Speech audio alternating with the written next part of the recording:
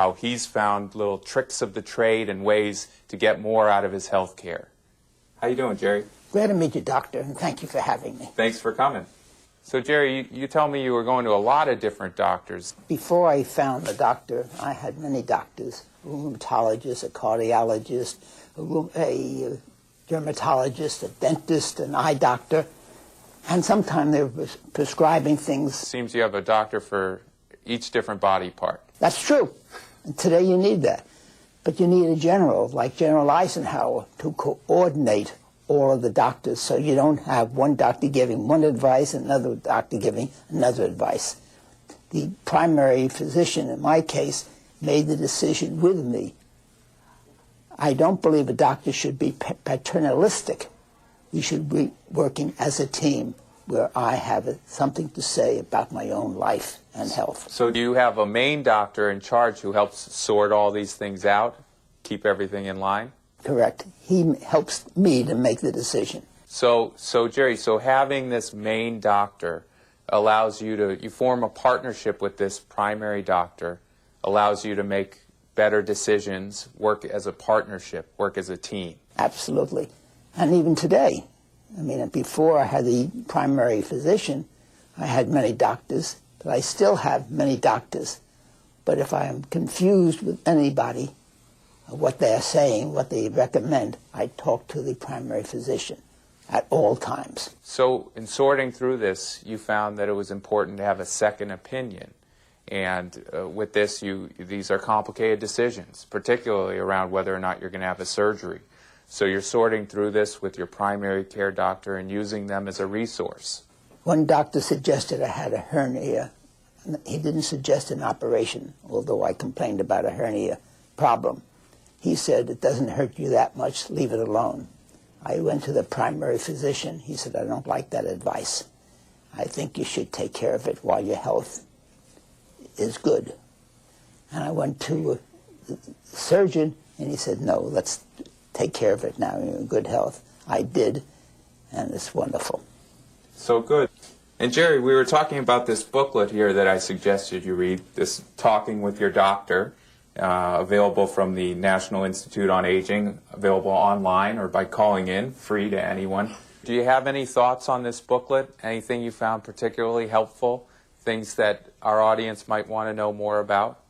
There's one thing that they didn't stress enough, I think, but it was an excellent work, and that is, on 2 occasions, one I went to be operated on, and the doctor asked my advice on something, the surgeon, and I didn't think that I was able to handle that question. And I said, talk to my people outside, let them make the decision. Another time, my son was in an operation. So wait, hold on. Let me understand that. So there was a point where you weren't able to make a decision on your own? I didn't think I could make the decision. Because you were under sedation. I was under sedation. So you had assigned a family member. You assigned your son to make the decision in your place? Not only my son, my daughter, and my wife. Well, Jerry, thank you so much for... God bless you, doctor, and good luck to you. You're doing wonderful work on this. Thanks so much. I'm taking charge of my health. I'm an empowered patient. Welcome back to Aging Well in L.A. Got something very interesting for you veterans out there and surviving spouses. I'm with Kathleen O'Sullivan and Bonnie Lederman. Did I get it right? You did. I did. This is a fascinating topic, the benefits that may be available to senior veterans. Bonnie, explain how you got this started.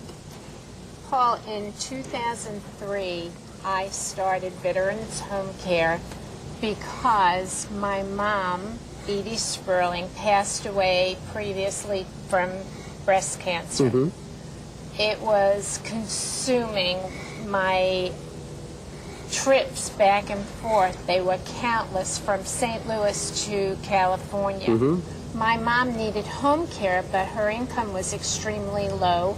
I had nobody to help us. And when I did my research in the later months of her illness, I found that the Veterans Administration has a pension. It's called Aid and Attendance, and it's specifically used for home care. I see. And the benefit is strictly for veterans of wartime and surviving spouses. I see. The uniqueness of this is that my company, Veterans Home Care, helps veterans and surviving spouses get home care through this pension from the Veterans Administration. It has 3 requirements. Basically, it's for veterans and surviving spouses of the wartime eras, and they are World War II, Korean War, and Vietnam War. Right. The 3 requirements, of course, the person had to serve at least 90 days with 1 day during wartime of active duty. They need to have an honorable discharge. They also have to have a serious medical condition, which keeps them approximately 60% housebound I understand. Okay. and not driving.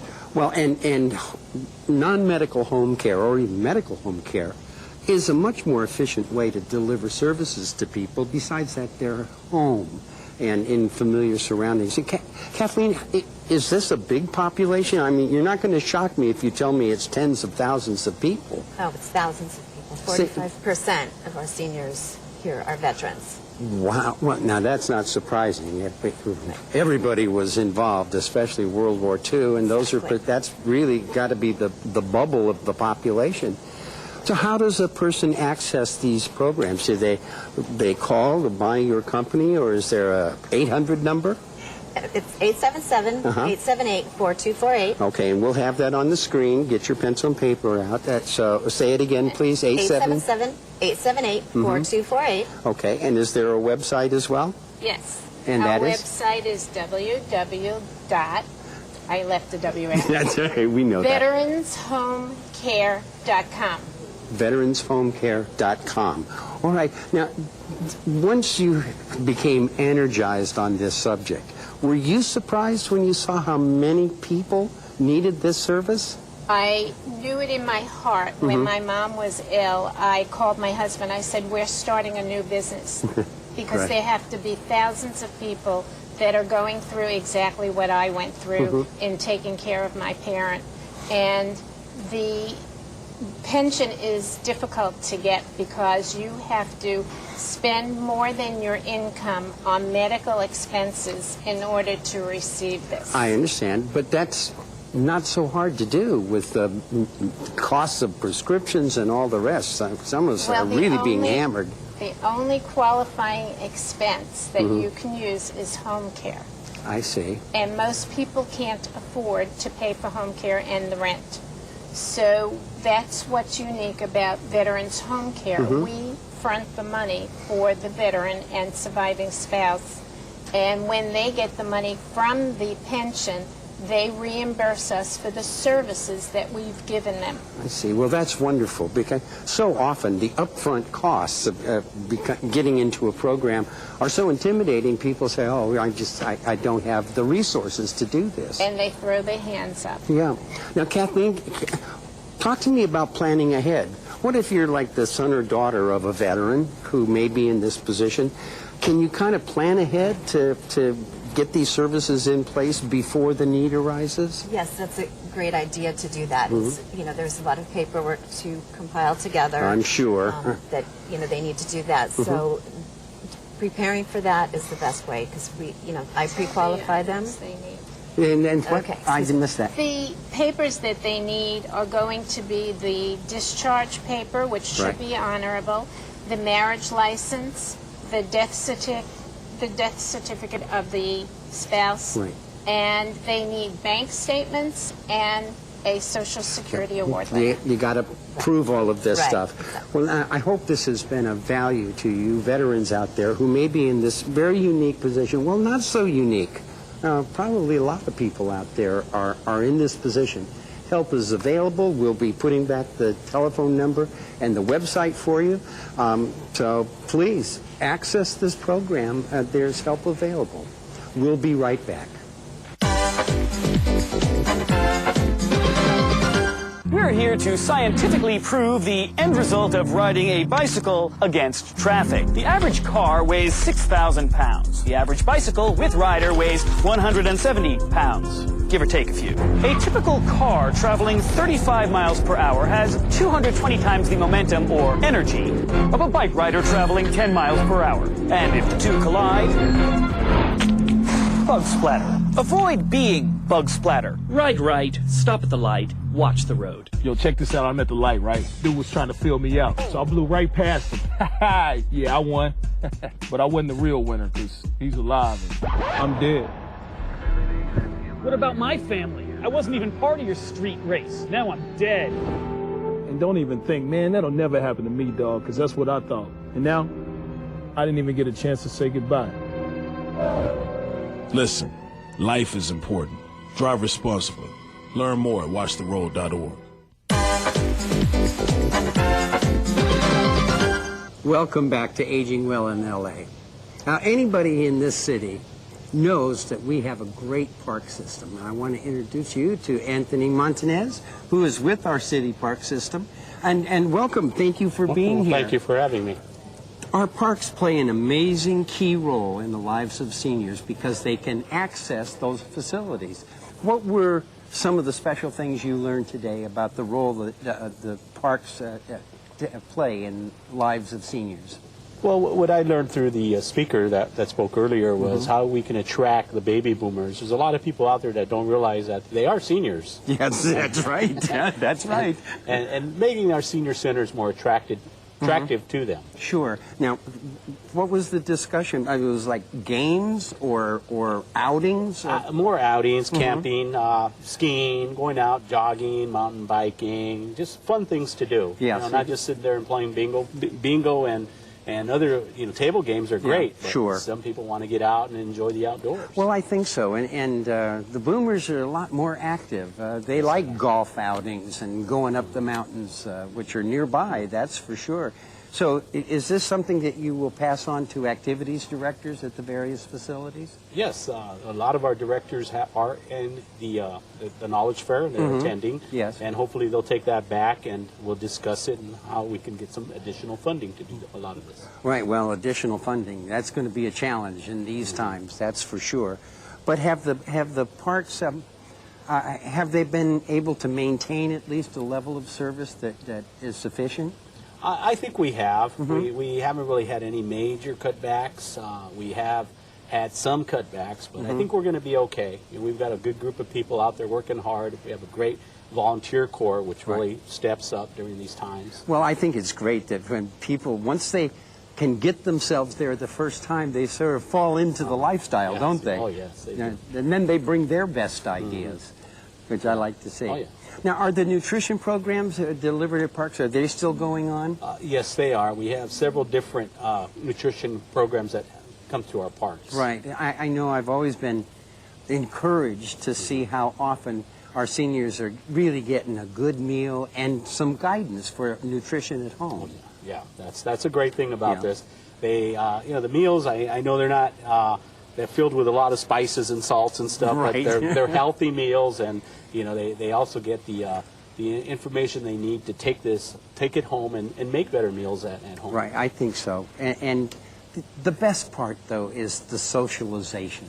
Seniors getting together with their common interests, even if it's pulling out your wallet and saying, well, I've got a new grandkid. Yeah.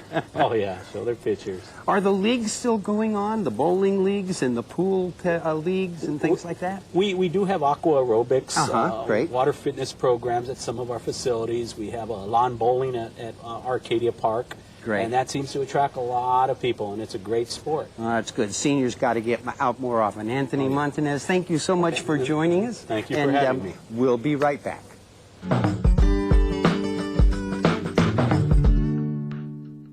Welcome to Braille Institute, a nonprofit organization that has been designed to work with individuals with fading vision.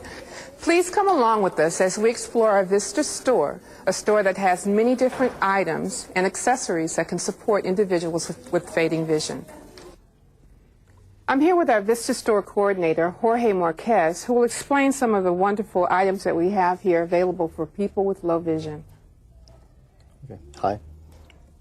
Here are a few devices that we have in our store. We have a 10x magnifier mirror. We also have a low vision keyboard with large print as well. We have an atomic talking watch and also with large numbers so that the person can either look at the numbers or can hear the voice. We have a large print button TV remote control that will make it also easier for the person with fading vision. There is a large print big address book. We also have a giant print address book, which is much larger than the one before, with numbers and names that can be very bold in lines. And we also have as well a pocket address book with large words and numbers. We have a pen that is called 2020. This pen will write in bold and it doesn't leak and it doesn't go through the page. As you can see, 1, and you can see the numbers really bold for them. Okay. As you can see, these devices are very useful for individuals with fading vision. Come and see us at any time. We're here for you. And enjoy. Thank you.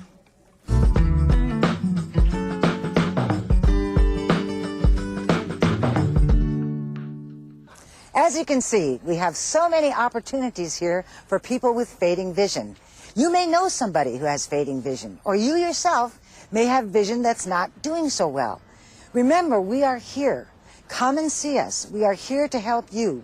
Almost all of our students have some vision. Only 10% of people have no vision at all. You could be one of those. Somebody with macular degeneration, glaucoma, diabetic retinopathy, or even cataracts. All of those are the people that are here. People with those diseases are the people that are here at Braille Institute. So please, come join us. Your life can be very good again. Welcome back to Aging Well in LA. We are still here at the Senior Center's Directors Gathering at the Braille Institute with a longtime friend of our show, Larry Lisenby. It's great to see you again, Larry. Thank you. It's great to be here. Are you enjoying the conference? Absolutely. It was incredible this morning. Yeah? I heard there was a standing ovation. It was. He had clearly done his homework. Mm-hmm. He gave us some really good practical suggestions about what we can do going forward to make our senior centers a success and to meet the needs of the boomers and the seniors. Well, it's especially challenging in this year with the downsizing and the budget cuts. How are you doing over there at One Generation? Are the challenges insurmountable? No, they're surmountable. We think we're going to survive, but we've lost staff due to layoffs, and those layoffs are a result of cutbacks in government funding and reductions in grants that are available out there. Yeah, well, and the economy is flat. I don't know what else to call it. And isn't it remarkable this happens at exactly the time when the needs are increasing because there are more and more seniors? It's as if there were an inverse relationship. Just as our funding goes down, the need for services has gone up. It's remarkable. I know I spoke with the seniors group, and we were talking about the greater need for volunteers who can help fill in the gap with their wisdom and their energy. Yes, and because of cutbacks in staffing, the need for volunteers is going to increase this coming year. I think so. Most seniors would not be able to function, in my opinion, without additional volunteers. It's true. This is a place where we really have to plug the holes. We need to step up, and whether it's meal delivery or food service or transportation or just someone to help run the dance class, for goodness sake. Yes, we're increasingly relying upon volunteers to conduct our programs, activities, exercises. Mm-hmm.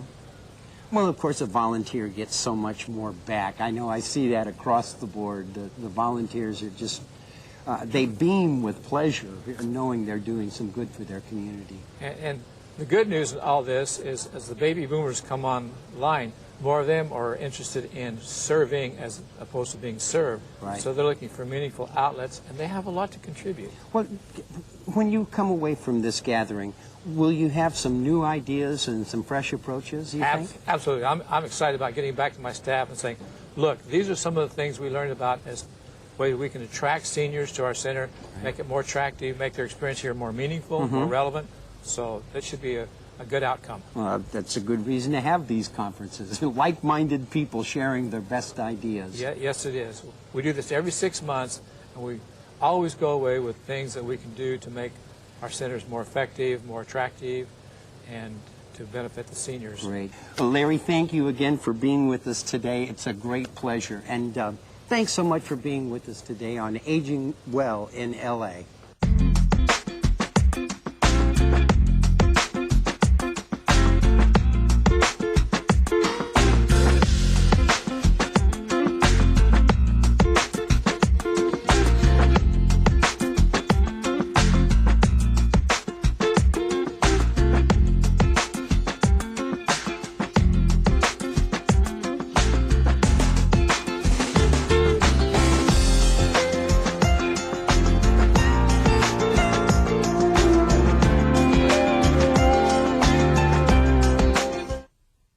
Hi, I am Los Angeles City Attorney Carmen Trutanich. I am here to talk about the problem of counterfeiting and piracy. It goes beyond the manufacture and sale of cheap, unauthorized goods. Such crimes impact legitimate businesses, employment, and even public safety. The money a consumer pays for a counterfeit or pirated item may very well be financing even more serious criminal activity, like gang crime. I'm doing everything in my power to protect the citizens of Los Angeles, but I also need your help. Please do not purchase these items. Together, we will combat these illegal practices and make Los Angeles a better and safer city. Thank you.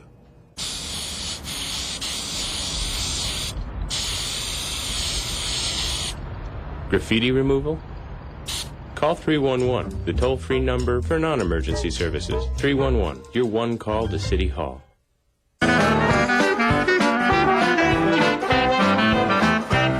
Hi, I'm Kevin from Chatsworth, offering you a taste of New Orleans since 1986. You're watching LA City View, Channel 35. Our city, our channel.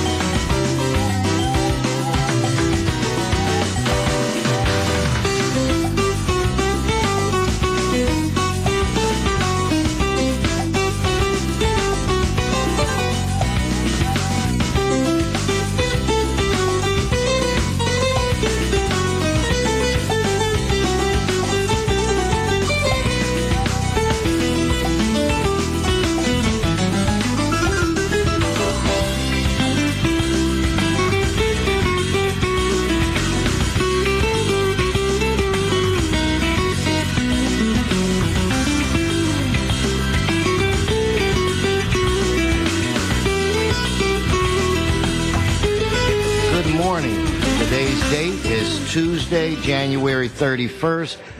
I want to welcome you to the Los Angeles City Council chambers. We meet on Tuesdays, Wednesdays, and Fridays. All of our meetings are open to the public, including our committee meetings. So please feel free to come down, watch your government work, and participate in its workings. My name is Herb Wesson. I am the president of the Los Angeles City Council. Members, this meeting is now in session. Madam Clerk, please call the roll. Alarcon, Cardenas, Englander, Garcetti, Weezer, Caress, Krikorian, Labange, Parks, Perry, Reyes, Rosendahl, Zine, Wesson, 10 members present, and a quorum, Mr. President. First order of business. Approval of the minutes. Mr. Garcetti moves. Mr. Englander seconds. Next. Commendatory resolutions for approval. Mr. Krikorian moves, and Mr. Zine seconds.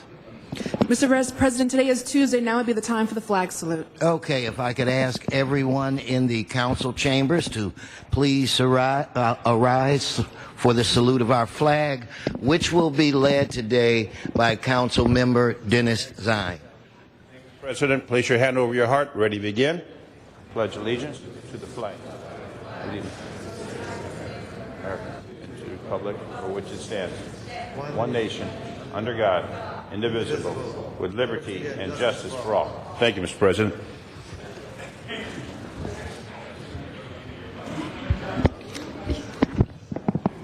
Thank you, Mr. Zine. So at this point, why don't we run through the agenda? Item number 1 is an ordinance notice for public hearing. There are cards on this item. Okay, any cards? Yes. And on what number? Item 1. Specials members? Mr. Reyes. Item 2 for Councilmember Perry.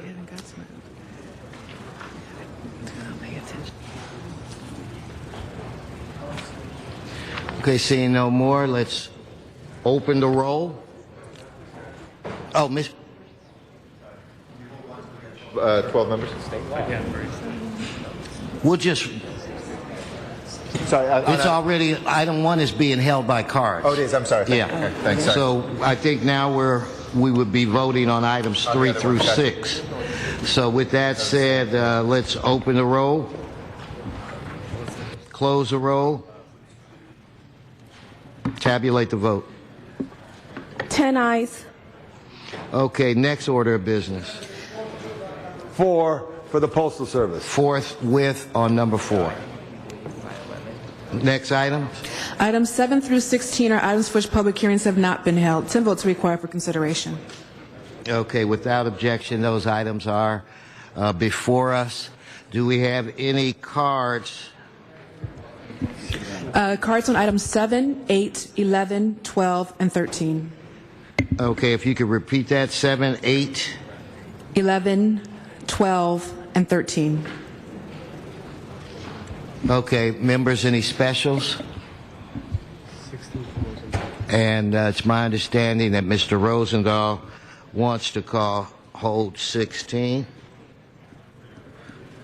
Okay, so then on those items, let's open and close the roll on the remaining balance.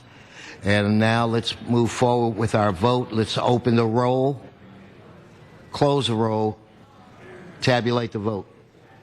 11 ayes. Next. Item 17 on the supplemental agenda. Items 17 and 18 are items for which public hearings have not been held. 10 votes required for consideration. Without objection, those items are before us. Any cards on those items, Madam Clerk? No cards. Okay, members, any specials?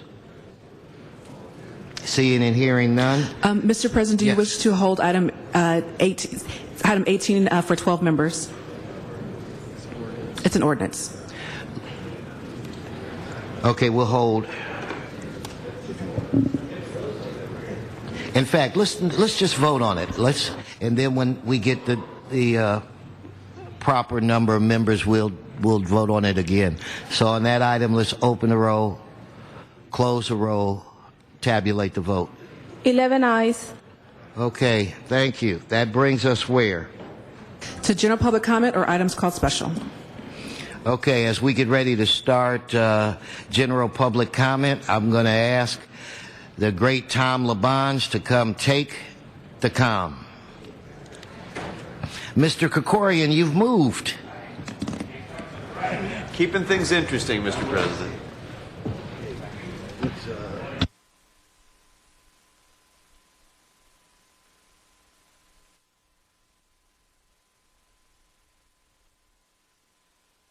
Good morning. If 3 speakers could come up to the queue. Sean Murphy, Juan Dude, Bill Huey.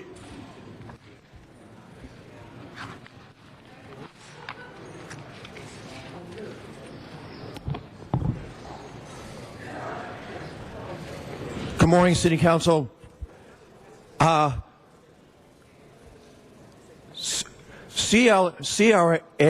was good. They did the projects real well. I think we made a mistake about getting rid of them. They did every project in LA. I'm sorry to see them go. They did a good job. I think we made a mistake on disbanding them. Also, I like to talk about. I want to talk about the redevelopment. Now we have to wait for. Now that CRA is no longer exists. Now it's going to take longer to get the redevelopment. Wait for redevelopment. I think something should be done about that. Somebody should step in and do something about it. I had a good time at Chinatown on Saturday. I was there. That's all, Mr. President. Thank you, Sean. Juan Dude. I am Juan Alcalá. They call me the Dollhouse Dude in the media, and they voted me president of Occupy LA, but Occupy LA doesn't listen to me.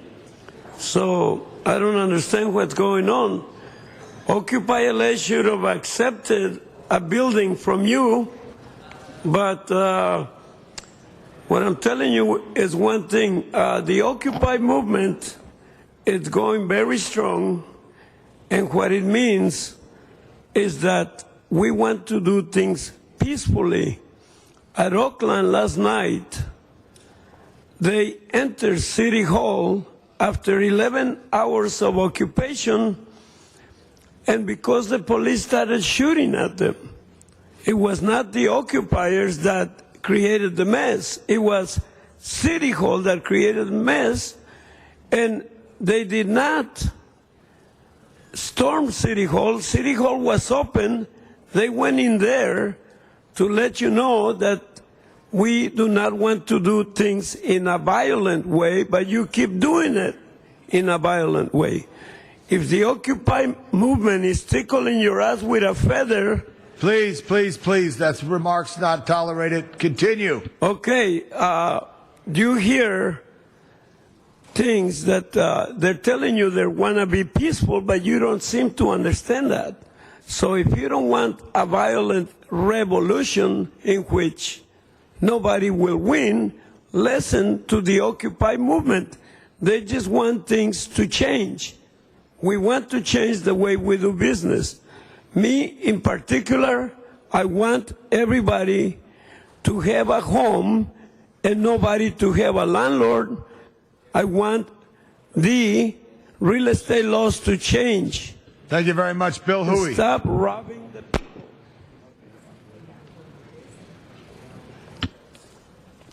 One speaker at a time. Bill Huey. They're just going to stand next to me. Good morning, Mr. Council President, members of the LA City Council. My name is Bill Huey. I'm the president of the Fair Housing Coalition. I have Mr. and Mrs. Brill with me. They bought an apartment building in Councilman Labange's district, and they fixed it up to provide affordable housing. They bought it from bank foreclosure. They're hardworking, decent people, just pursuing the American dream. The LA Housing Department comes along and is now aggressively citing and harassing them for a little enclosure outside the building that holds a washer and dryer for their tenants. And this enclosure was there long before they bought the building. Now, they're more than happy to go get a permit. But the way the inspector has been talking to them, they made the inspector aware that there's a recent Superior Court ruling in areas where the housing department is overstepping their bounds. And they said the housing department has decided to ignore Judge Jaffe's Superior Court ruling. So these are decent people. They pay their taxes. They're religious people. And the housing department is harassing them. Well, Mr. Huey, what I'd like to do is my Deputy Lisa Schechter will meet with these constituents at the rope, and we'll get in touch with the building department. Thank you, Councilman. Thank you very much. Thank you for Next your time. item.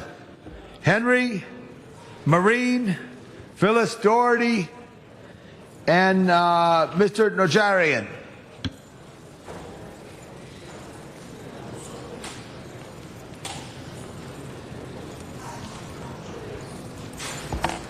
Good morning. The city attorney prepared these MOUs for use in this city. And MOU 2 defines a city employee as one who has been continuously employed past 6 months and is allowed membership in Lacers. By deductive reasoning, we now know that denying a worker participation in Lacers is discrimination. MOU 35 shows that there shall be no minimum length of time of employment for workers hired under this agreement. The maximum length of time of employment for workers hired under this agreement shall be no more than 1 year per project. And we know that didn't happen because you're discriminating. Now, this was done under Jimmy Hahn. MOU 35 was created under Jimmy Hahn. MOU 62 was created under Rocky Delgadillo. He says there's no minimum length of time for employment under a temporary position as shown with the BOEs. So I got to agree with Miss Wendy Gruhl and Laura Chick. The people serving this council do not legally work and they cannot be trusted. So I think you should understand the city of the people first in the city attorney and the people first in the controller. That's an oxymoron. Thank you, Mr. Marine. Phyllis People Doherty. can't be against everybody. Thank you, Mr. Marine. Phyllis Doherty. Thank you and good morning, Council. Phyllis Doherty, resident of Los Angeles, Director of Animal Issues Movement. Tomorrow you're going to be considering a proposal to move the oversight of the Animal Services Department out of the Public Safety Department and into the personnel. This must not be done. They are covered by MOU 18, which covers officers. This department is established under state law to enforce rabies control laws, pick up strays for public safety, and enforce rabies control laws. This is the main purpose of this department is not to do adoptions. And we cannot destroy the public safety authority of these officers or we will have a disaster in this city and we will have a public health problem because of rabies control. Secondly, as a result of a CPRA request that I did, I received 187 pages of emails by General Manager Brenda Barnett, in which she and Commissioner Terry Masalero set up an outside nonprofit organization to collect money, ostensibly for the department, but with no contract and no MOU. The packages would amount up to $50,000 apiece.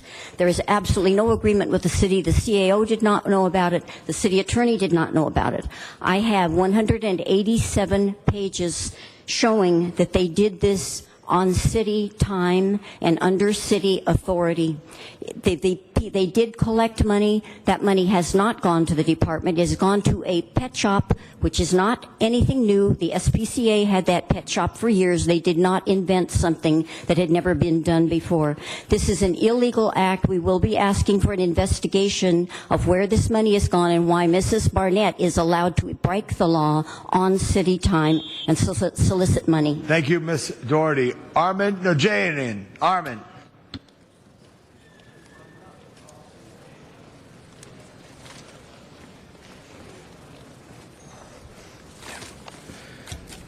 Respectable City Council members, dear fellow Angelinos, as a Liberal Democrat and human rights advocate, I run for the seat of California State Assembly. I ran my election campaign on principles of legal and social justice, racial integration, technological revolution.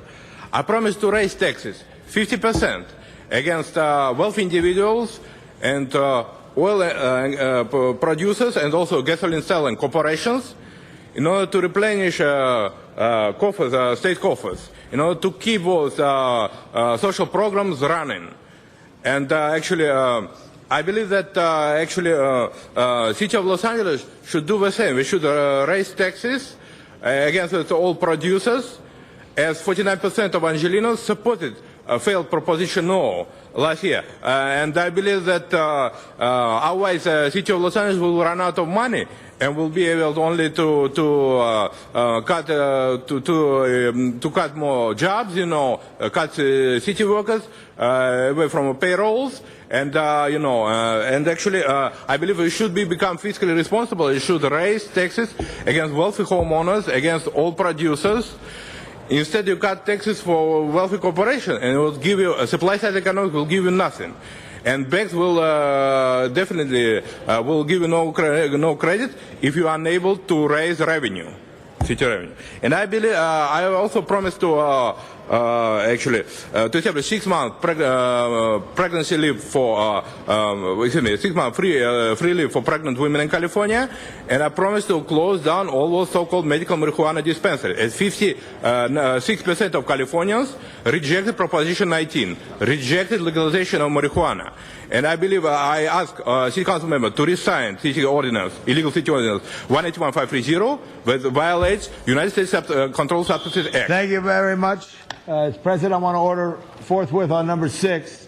The next was Pat McCosker, Rick Young, Daniel Gus. If you could all come up and line up right by the ropes. Thank you. Morning, council members. Pat McCosker, President, United Firefighters. I'm here again today to go on the record. I was here 2 weeks ago exactly. I came in and I told you about a fire then that had happened the day before in West Hills, in which it took 9 minutes to get our first company on scene due to a budget cut, due to the closure of the closest engine company in this year's budget and the fact that a civilian got burned in that fire. I'm here, unfortunately, today to tell you about a fire that occurred on Saturday in the South Robertson district of the city, pretty close to the border between CD5 and 10, I believe. At any rate, at this fire, we had an unfortunate death. We again had one of the closest companies closed due to budget cuts. Truck 58 was closed. The replacement for Truck 58 came from twice as far away and again took 9 minutes to get on scene.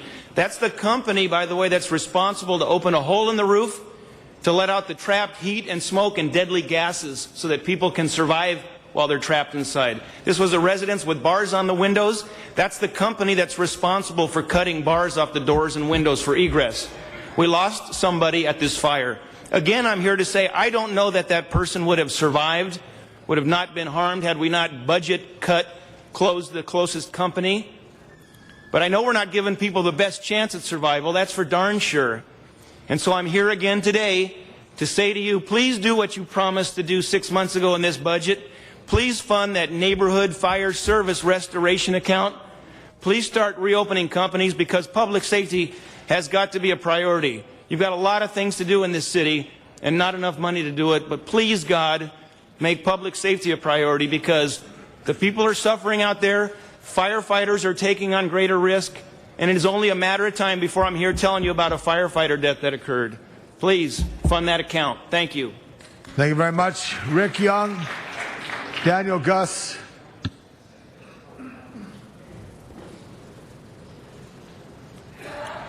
Hello, everyone. My name is Rick Young.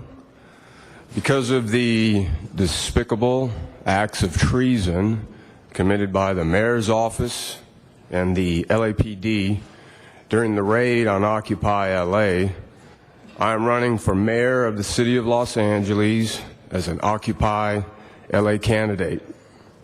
Imagine their consternation when they wake up the morning after the election, March 5th, 2013, and realize that Occupy LA now occupies the mayor's office. They can kick us out of the park, but they can't kick us out of office. It's time for this movement to mature politically. It's time for this movement to begin to change the system from the inside out. It's time for this movement to become a ghost within the machine. Occupy LA is the first. Many others will follow. Thank you. Thank you very much, Rick Young.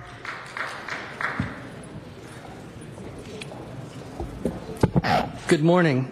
I don't think City Council has done its due diligence on moving animal services out of public safety. It is going to be chaos. As Tony Cardenas warned Brenda Barnett, it is a public safety law enforcement agency. The reason it's being switched, among other reasons, is because Ms. Barnett doesn't know how to run a law enforcement agency. City Council, I hope Mr. Wesson in particular will call in animal services employees to speak with him confidentially to find out it is being run like a Nazi concentration camp, and I don't mean that in any disrespect. There is abuse going on by Mark Salazar, who has attracted multiple sexual harassment lawsuits to his former employers. It is a public safety agency. It is going to be chaos. The city attorney needs to be consulted. The employees, the officers, the staff needs to be consulted. It is going to be a tremendous mistake to move the department out of public safety.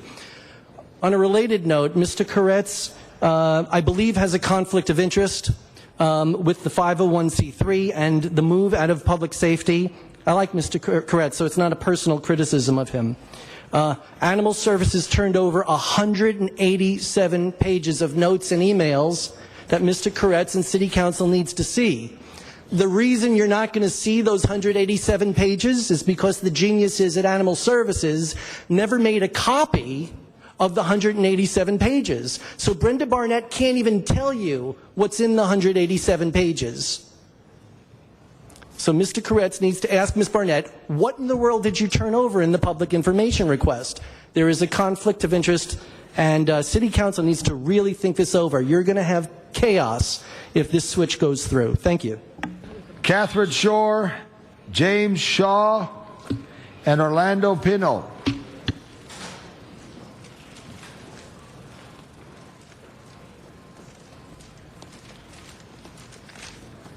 Hello.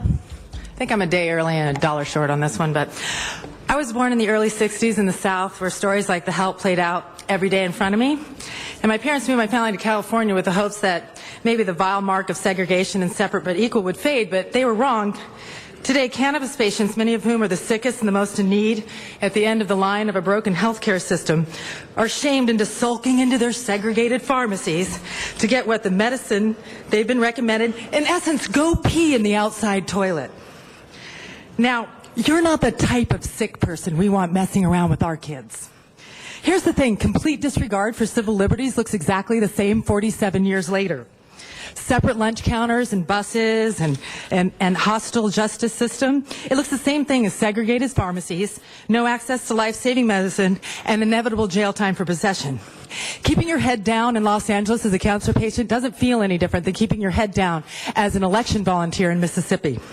Don't think that Jim Crow politicians look any different than the politicians today who are insisting that certain sick people grow their own medicine. Disregarding the law. Now, disregarding science is your peril, because the truth doesn't go away. Now, I wonder who's going to play y'all in the movie when you trampled on civil liberties in order to make sick people beg for their lives for 20 years. I can't wait for the scenes where y'all call cancer patients and veterans potheads and stoners. You're on the wrong side. You see, because the truth doesn't go away. And I hope that history doles out the same disdain for you as it did for the segregationists. It's morally repugnant then, and it's morally repugnant now. Good luck. James Shaw. Good morning, Acting Chair, Council members. James Shaw from the Union of Medical Marijuana Patients. Medical Cannabis Patient Associations could help the city fund the fire department if we weren't so busy fighting litigation against the city attorney. Our point in providing two example motions of alternatives to banning that allow the city to regulate as if PAC decision were published, citable law, is that it allows us to highlight the matter that our city attorney is not accurate when he proclaims to city council that he has received no input from patient advocates. There are now at least 4 alternatives from 3 advocacy groups that have been sent to the city attorney's office and probably also given to you. But what you apparently don't know is that you can currently regulate with some version of the current ordinance. In an attempt to rush the city to ban patient associations while very few seem to be paying attention, our city attorney has set up very clever strategies to make our city council think there are no alternatives, including telling you can't regulate while the PAC decision is being ruled on by the Supreme Court. Just the opposite is true. Everyone else in the state seems to understand this and for the most part postponing decisions until the Supreme Court weighs in. In a coordinated effort by some city officials, neighborhood councils have been sent biased information about the plight of the city and how they should weigh in for a ban. If you have received an email from the neighborhood council recently, it is because it was solicited. It didn't just come out of the blue. The fact is, very little has been done toward the traditional abatement of nuisance issues that the city has been engaged in for over 100 years. It's no wonder some neighbors complain. Neighbors have thus been afraid to speak with medical cannabis patients for fear that some kind of reefer madness might rub off on them. This is exacerbated by the city attorney's continued claims that patient associations are magnets for crime, despite our police chief's testimony to the contrary. The Union of Medical Marijuana Patients is taking the matter in our own hands. I can assure you that neighbor complaints will turn around. Give me 2 months. We are going to create a community liaison for every patient association in the city, and the city is going to start hearing positive things about their cannabis Thank you very using much. constituents. Orlando Pino.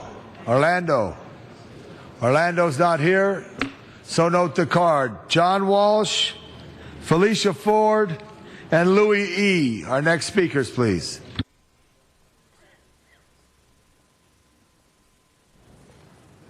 John Walsh, blogging at Hollywood Highlands, HIGHLANDS.org, or go to Walsh Confidential, or go Google Drop Dead CRA Day. That's right, tomorrow here at City Council at City Hall, Los Angeles. We are part of the statewide celebration. They right now have about 14 more hours of life. The great Satan is gone. The racist, and incidentally, I caused us some problems last time when I called the CRA racist. So Valerie Stewart, whose father and mother, Nick and Edna Stewart, formed the Ebony Repertory Theater, which the CRA demolished, the racist CRA demolished, will come here to tell you the story of Nick Stewart, who is the voice actor of Brer Bear in Walt Disney's Song of the South throughout the entire state.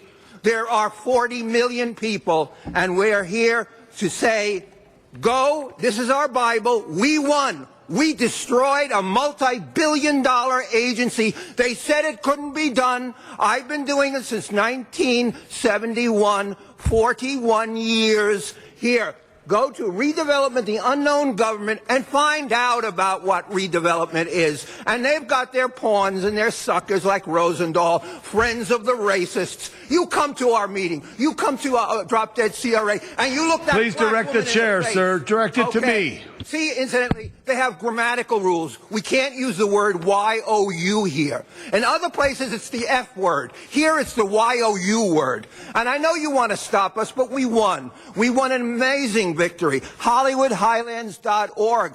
Tomorrow, throughout the whole state of California, we have destroyed eminent domain for private gain. They can no longer take your property at midnight tonight and give it to a damn developer. They cannot do it anymore. HollywoodHighlands.org. Come to the party tomorrow.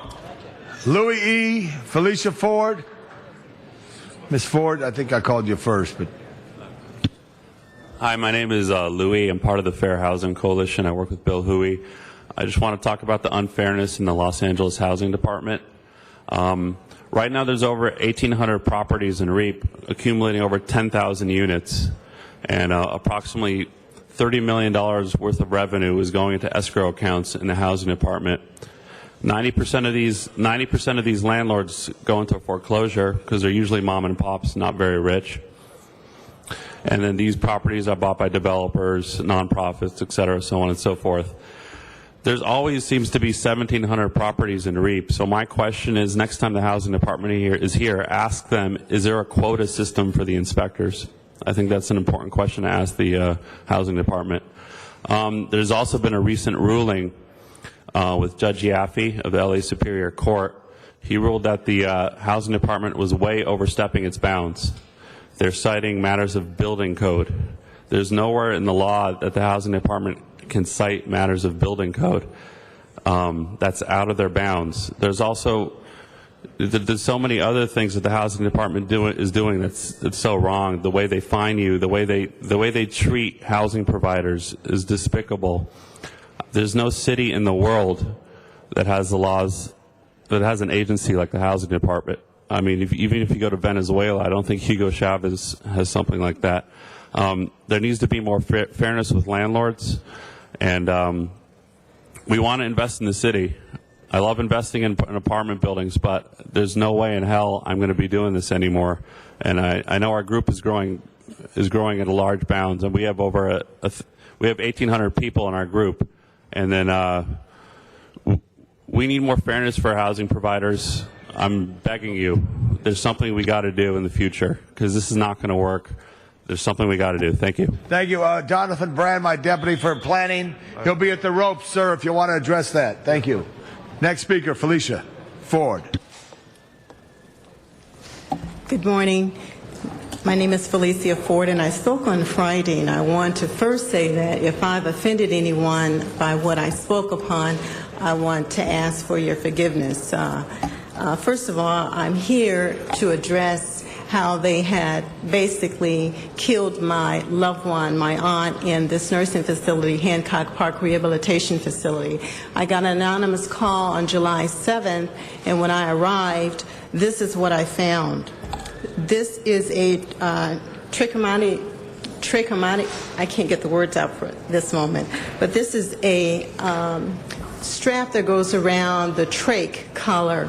They had this wrapped around her leg like a hangman noose, very tight.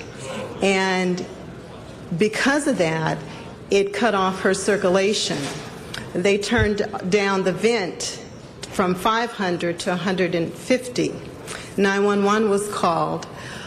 She died hours later. They did not take her. I don't fault the fire department because they have been called several times for her, not at this facility, but they have been called and they have been her lifeline.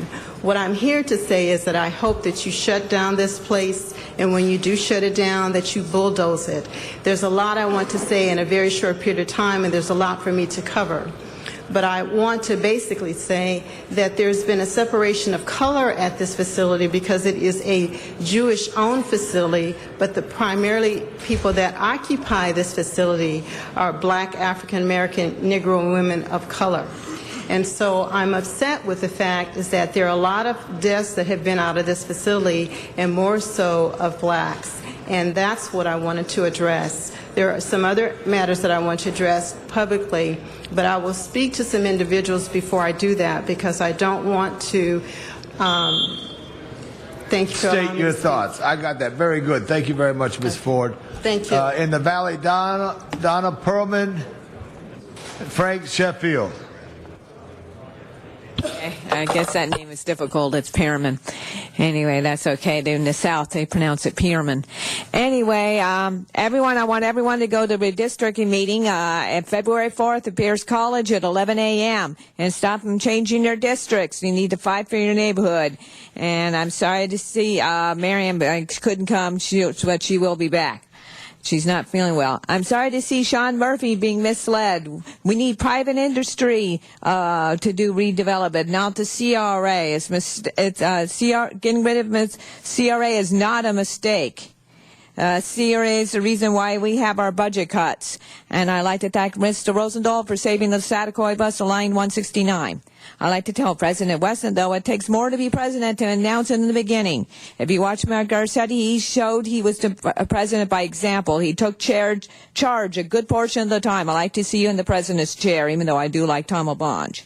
It's too early to give it to your co-host so much. Well, it's the end of January. Will February 1 be a red letter day? Will it be a tax, or will it be tax day, April 15th, to get rid of the CRA? City Council will mourn the loss of a loved one, CRA. Will they really go away, or will they come back with another name and fool us? As long as the City Council loves to misspend our money, it will be frittered away on something else.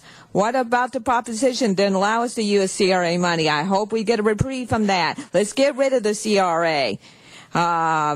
That proposition was a mistake not to get rid of the CRA. We need to get rid of the CRA. We will use our CRA. I hope won't use general funds instead of the CRA money. We don't need them to finish up their projects. We need other people to have those projects. We need the money so the city employees will not have to give concessions, so that we don't have to shut off those fire departments. We need them more than we need the CRA. So drop dead CRA. I'm so happy. Next Van Nuys speaker. Yes, thank you. It's Frank Sheftel. Sorry, Frank. It's Tom LaBonge, but you got that. That's true. Thank you, Tom. First of all, I want to agree with Pat McCosker. I think that we really need to take a look at making sure that we don't close these fire stations. I had an incident on Saturday that I want to bring to your attention. I had to call 911. I came home after our radio show. We do a radio show, which I'll mention as well, latalkradio.com, Saturday nights, live and local. Hope to get some of you on. But after the show, I went home, and I found a woman in my backyard that was passed out. There were liquor bottles and prescription drugs around her. She was covered up. She was passed out in her own waste. It was terrible. And I called 911, and I specifically said, I need an ambulance. I have a woman in my backyard passed out. I don't know who she is. She appears homeless, and she needs help. And I need an ambulance. And I waited, and it didn't take very long, but I was shocked as I stood there. We're off an alley when two big, huge fire trucks pulled up, a big ladder truck and another engine, and they came out, and I was really embarrassed because I had a passed out lady, and it was really overkill. And I was a little concerned as to who makes the calls on these, of what gets responded, when I was quite specific for a lady in an ambulance, and I get a huge fire truck, which then they also had to wait for a paramedic to come because they couldn't transport. And I felt it was just a terrible waste of money and resources, and I think maybe we need to look at that with the budget crunch that we have right now. We need to make sure that we can do that. I also want to thank Councilman Parks, Alarcon, Perry, Garcetti, Koretz, Reyes, Wesson. I follow you all on Facebook. Tom LaBonge, you unfriended me, and I'm a little, hurt by that. And Paul Krikorian, my other council rep, won't even respond to me. His aide said that he has too many friends and he can't add me. The social networking is great because we can follow and know what goes on, and I appreciate that. Thank you. Thank you. At this time, I'd like to present to the full council our new colleague representing Council District 15, Joe Buscaino, and his family.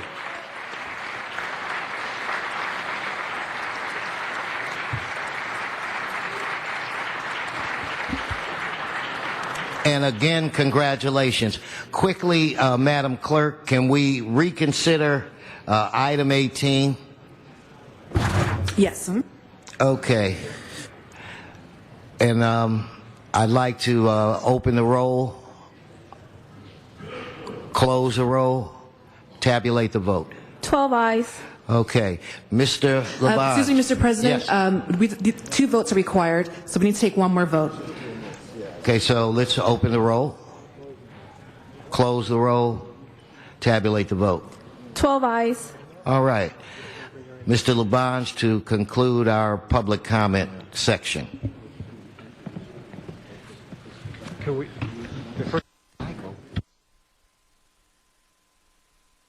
Thank you very much, Mr. President. Give Mr. Wesson a big hand right now for the great job introducing Big Joe. But now I'd like to call on the great councilman of the 1st District, Mr. Red Reyes, to escort a very special guest for us right now.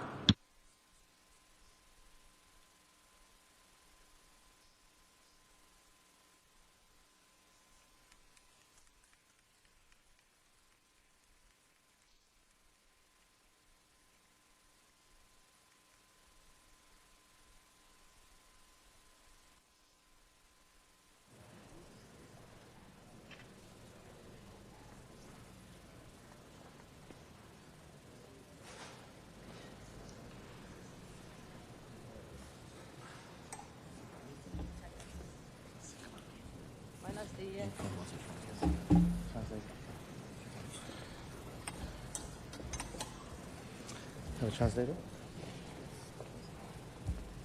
Tony, have a translator? Mr. Reyes, we welcome the First Lady and Secretary of Social Inclusion, Dr. Vanda Pignadol. Welcome. Thank you, Council President.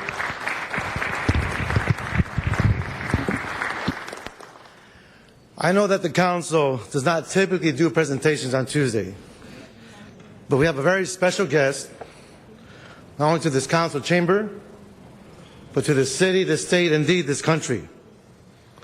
Members of the Council, it is indeed an honor and a privilege to introduce the First Lady of El Salvador, Doctora Vanda Piñato.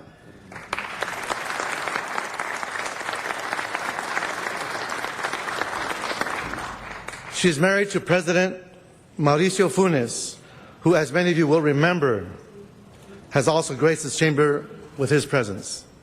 For years, even prior to becoming El Salvador's First Lady, Doctora Piñato has had an agenda of developing important social and cultural work in El Salvador.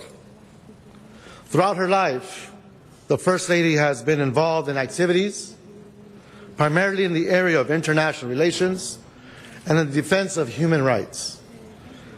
In June 2009, she was appointed Secretary for Social Inclusion of the Presidency of the Republic of El Salvador, marking the first time that a First Lady of El Salvador holds a ministry position.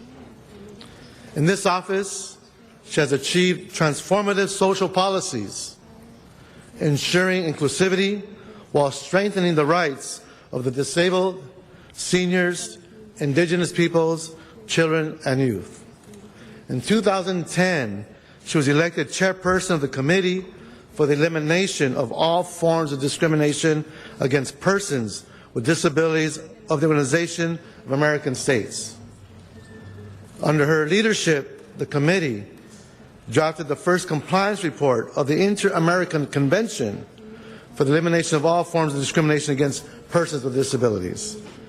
She is also the innovator of Ciudad Mujer, which focuses on providing all services necessary to women and their families to ensure a healthy and just environment through a one-stop shop environment.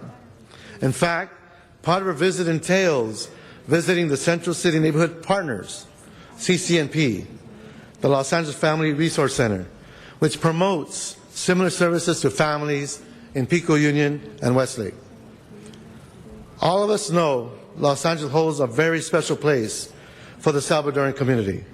Indeed, while nearly two-thirds of Salvadoran immigrants reside in 6 metropolitan areas, Los Angeles is one of the largest concentration, about 25% of the total Salvadoran-born population, which amounts to close to 275,000 people.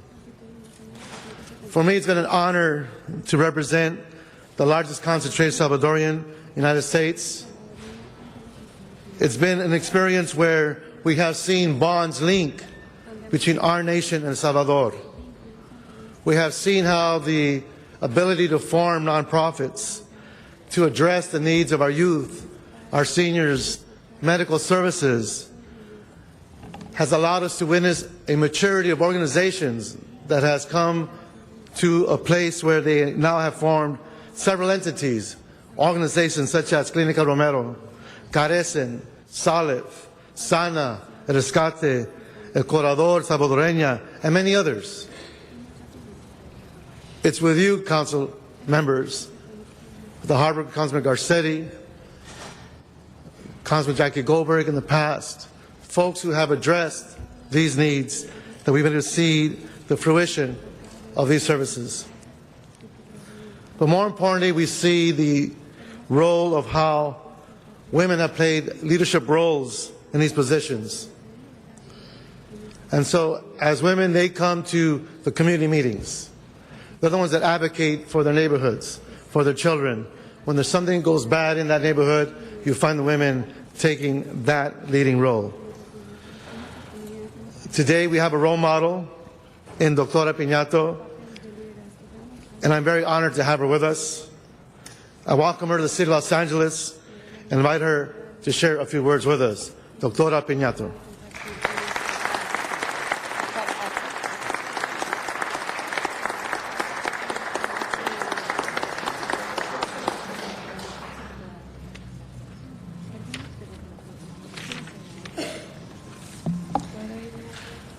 Buenos días, amigos y amigas. Honorable señor presidente del Consejo de la Ciudad de Los Ángeles. Honorable señor concejal del distrito de una de la Ciudad de Los Ángeles. Honorables señores y señoras miembros del Consejo de la Ciudad de Los Ángeles. Señoras y señores diputados de la Honorable Asamblea Legislativa del Salvador. Señor viceministro para los salvadoreños en el exterior.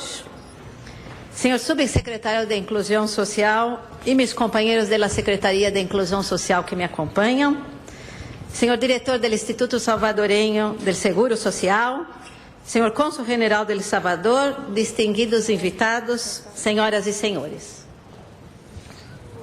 Voy a hablar despacito para que Pati nos pueda hacer la traducción. Me sinto muy honrada por receber esse reconhecimento de las más altas autoridades de la ciudad de Los Ángeles.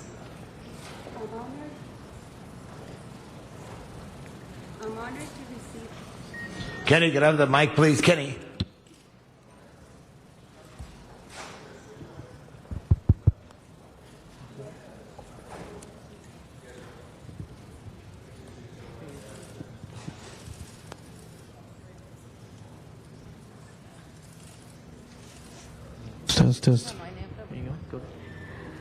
I'm honored to receive this recognition from the higher authorities of the City of Los Angeles.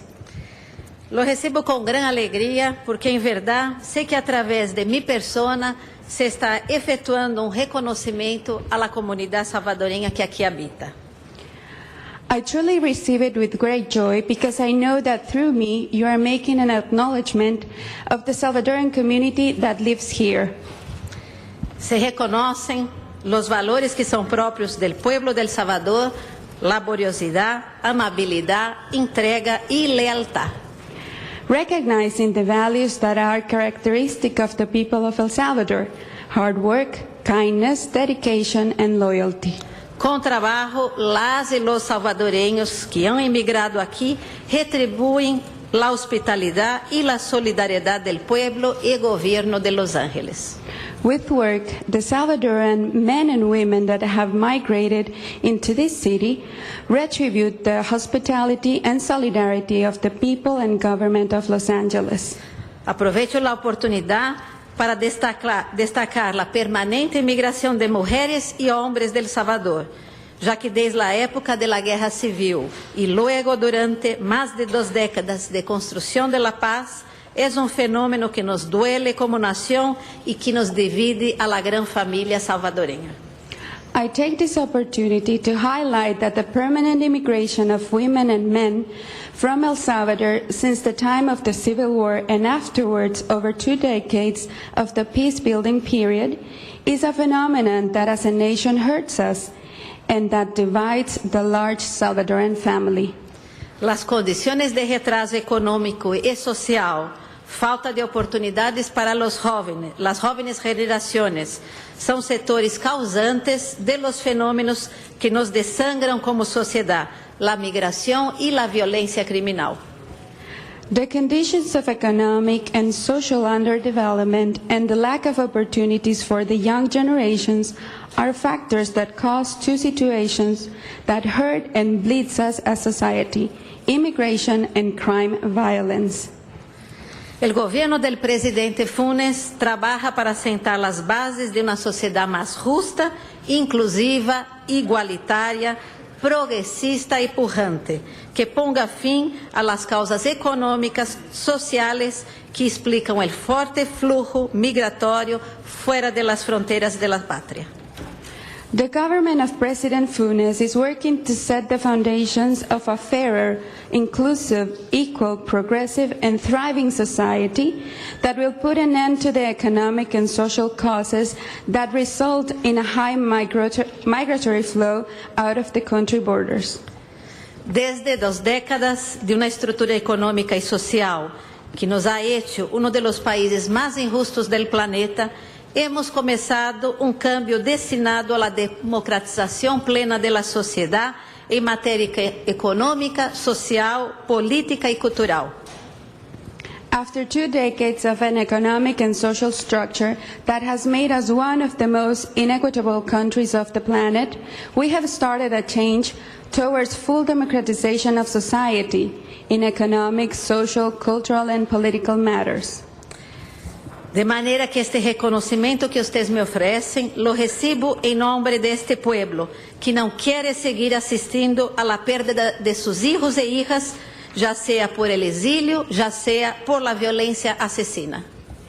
It is in that way that I receive this recognition from you on behalf of the people that does not want to continue assisting the losses of its sons and daughters, be it through exile or by murderous violence. Ese reconocimiento es un incentivo para fortalecer la unión entre nuestros pueblos, entre el pequeño país centroamericano y la gran nación norteamericana, en particular a la querida comunidad de Los Ángeles. This recognition is an incentive to strengthen the union between our people, between the small Central American country and the great, large North American nation, and in particular the dear community of Los Angeles. No puedo dejar de mencionar que desde hace algún tiempo acompaño y admiro el trabajo de esta municipalidad, en especial el trabajo del alcalde Villarrigosa por el progreso de esta ciudad pujante, especialmente por el bienestar de la comunidad latina. I can't live without mentioning that for a long time now, I have followed and admired the work of Mayor Villarrigosa for the progress of this thriving city, especially for the well-being of the Latin community. Gracias entonces por la oportunidad que me da en compartir con líderes como ustedes y aprovecho essa ocasião para reiterar-lhe la invitação que hizo mi esposo para que el alcalde Villarrigosa visite El Salvador y recibirlo con el mismo cariño que me ha recibido a mí y a todos los salvadoreños y salvadoreñas de esa ciudad. Thank you for the opportunity you give me to share with such leaders like you. I take this opportunity to reiterate my husband's invitation to visit El Salvador and to greet you with the same kindness you have greeted and received me and all Salvadorans in the city. Nuestros gobiernos, por su parte, han sellado una alianza histórica que expresa un alto grado de madurez en nuestra relación de hermandad. Our governments, on their part, have sealed a historic alliance that expresses a high level of maturity in our brotherly relationship. Nuevamente agradeço de todo coração essa muestra de hermandad y de afeto. Muchísimas gracias. Once again, I thank you with all my heart for the expression of friendship and affection. Thank you very much. Very nice. Mr. Reyes, thank you, Mr. Reyes, for bringing such a distinguished person in. We do have one speaker. Mr. Garcetti, please. Thank you very much, Mr. President, and muy brevemente. Thank you very much to Councilmember Reyes for bringing the First Lady. Tenemos dos primeras damas en la ciudad de Los Ángeles hoy. We have two First Ladies in the city of Los Angeles today, Michelle Obama and the First Lady of El Salvador, and it's a very historic day for us, and we welcome you. Two accomplished, beautiful women who have distinguished themselves in their country. Both of you have worked on the issue of nutrition as well, of food and the importance of a healthy life. And so I know that the country of El Salvador is so proud here in what is the second largest Salvadorian city in the world, but also a very important Brazilian city. We have over 10,000 Brazilians who live here as well, and a city that is so diverse where a Brazilian-born First Lady of El Salvador can be next to the son of an Italian immigrant who is our newest member of the City Council. So, bienvenidos. Tenemos una amistad muy fuerte entre los dos países, y gracias por su trabajo, gracias por su visión también, and we hope that you have a very good visit while you're here. Thank you to the Salvadoran community for all they do. Gracias.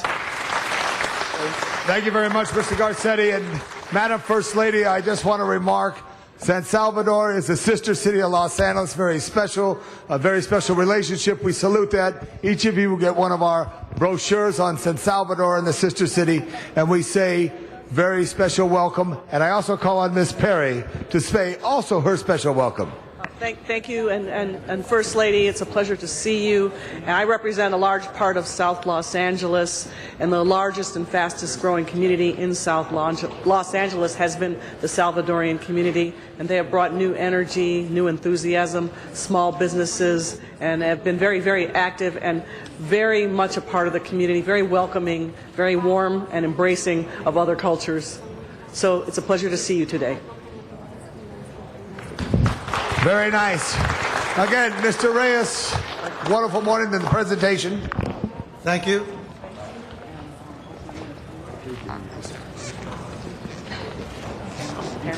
Thank my colleagues for saying this resolution. This is to commemorate the honor of having the First Lady of Salvador, Dr. Iñato, joining us today in Los Angeles, this council chamber. Muchas gracias. Felicidades.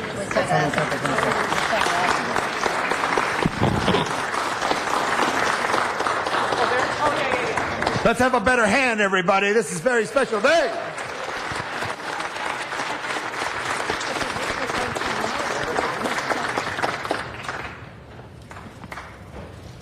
A couple of council members, you let Sergeant Miss Perry please put her in the spot right there. Good. Mr. Garcetti. And as we proceed out of this presentation, we thank you, Mr. Reyes.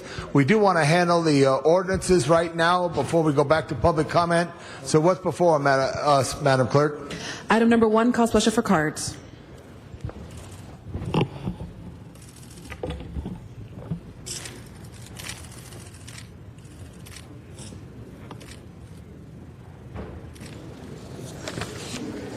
Item number 1 is an ordinance amending prior council action of February 25th, 2011 regarding the Atwater Village pedestrian-oriented district. Thank you very much. We have one speaker called Mr. Reyes. Council President, before we do conclude, I did want to acknowledge the delegation of the government of Salvador. With us, we have Juan Jose Garcia, Vice Minister of Salvadorians Abroad, Miguel Juez Cara, Legislative Assemblyman, Margarita Escobar, Legislative Assemblywoman, Karina Sosa, Legislative Assemblywoman, Dr. Leonel Flores Sosa, General Director of Instituto Salvadoreño de Seguro Social.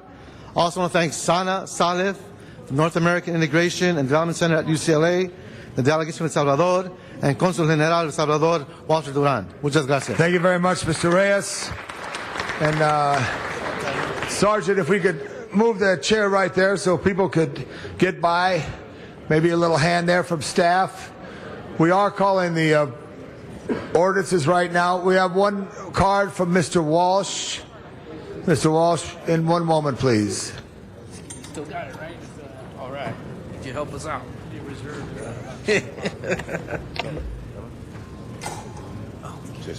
One moment, Sergeant. Thank you very much. Mr. Walsh. John Walsh, blogging at HollywoodHighlands.org, Googling it Walsh Confidential or Drop Dead CRA Day. This concerns item 1, the current Labange Council District.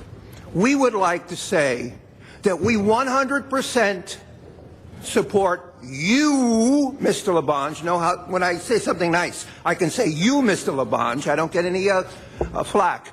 In this insane attempt to destroy Councilmanic District 4, which is on the other side of Yucca Street where I live. Mr. LeBon, I don't think he's talking about this item. Yes, I am. Now, I am talking about your district and this... It's about Atwater Village, Mr. Walsh. Atwater Village. I'm telling you right now, HollywoodHighlands.org, and I'm telling you right now that this district must stand. They want to do to this district, Labange's district, what Hitler did to Poland. Well, no, Mr. Walsh, thank you. You're incorrect there, but other than that, you're on your way. Thank you, Mr. Walsh. No speakers on the queue. Madam Clerk, open the roll. Close. Mr. Garcetti, you had a question? Yeah, I have a quick question for the City Attorney on urgency clause aspect of this. If I could just ask the City Attorney to come forward real quick. Proceed, Mr. City Attorney, for this issue. Dion, should I ask you? Or? We have attorneys here also, but and thank you for the folks that have been working on this. I appreciate this very much, and I know for in Atwater Village we've been working on this for quite some time. Usually if we add an urgency clause to an ordinance, it is required to do so for immediate preservation of the public peace, health, or safety. That's correct? And just for the uninitiated, an urgency clause means this would go into effect right after the mayor's signature. Otherwise, it's a 30-day delay, correct? Yes, Terry Kaufman, Macias, City Attorney's Office. That's correct. And so the only exceptions to that are when we have a need for immediate preservation of the public peace, health, or safety? That's the terminology for an urgency in the charter clause. Or under ordinance? Charter. In the charter. So looking at some of the recent ordinances that had an urgency clause, I know when Mr. Kretz had an ordinance prohibiting declawing of cats, the finding was that declawed cats have higher rates of biting people in self-defense, so there was a public safety aspect to that. Is that correct? I could speak, City Attorney, Deputy City Attorney Deanna O'Connell, I could speak to that. There was an urgency clause attached to that a few years ago, and there was a public health and safety aspect to it. And similarly with the overnight parking of vehicles that Mr. Rosendahl had, that was tied to people living in their cars without adequate public bathrooms, and that was a health concern as well? Yes, it was. Okay. And in terms of one of the problems we've had in Atwater Village over time is we have vacant storefronts. There's been public safety concerns around that. Obviously, we know when we can get stores open. We've been working on this for a long time, which would allow stores and cafes and other things to be able to move forward with parking credits without having to have the normal parking on site. And this is something that we've worked with the neighborhood council and others. There's two businesses that are currently trying to open up their businesses.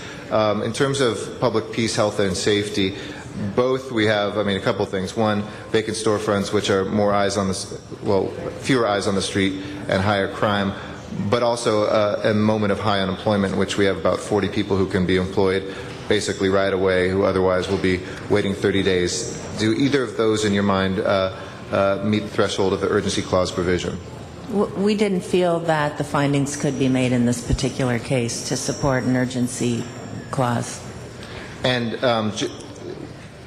if that is decided by the council ultimately, or the does it work like form and legality in terms of you make a recommendation one way or the other, but ultimately we vote one way or the other? If you could explain the legal prohibition. The factual determination for an urgency clause would be made by the council, but the city attorney ultimately signs off as to form and legality. On that, okay. And so if we were to if I were to move on an urgency clause today, in your mind, you would recommend against the form and legality of that? Yes. Okay. All right. With that in mind, I will just move it as is. That's 30 days. I know we've worked very closely with the Atwater Village folks. I think we would find ourselves in a place where we would be delayed either way. Thank you for your work on this. I know there's been a tremendous amount of effort put into this, but for those of you who have not spent time in Atwater Village, please go see it. It used to be a thoroughfare along Glendale Boulevard, a place where people commuted into LA, and now it's a thriving, vibrant area. We do still have some work to be done, but this should help us put it out. You're doing great work out there, Mr. Garcetti. I appreciate this. As former resident, Mr. You Labange. got it. Now, there's no other speakers on the queue. Let's open the roll, close the roll, tabulate the vote. 12 ayes. Next item I'm going to call is item 8. There's one speaker called Sean Murphy. Sean, jump up here real quick. Forthwith on that last item.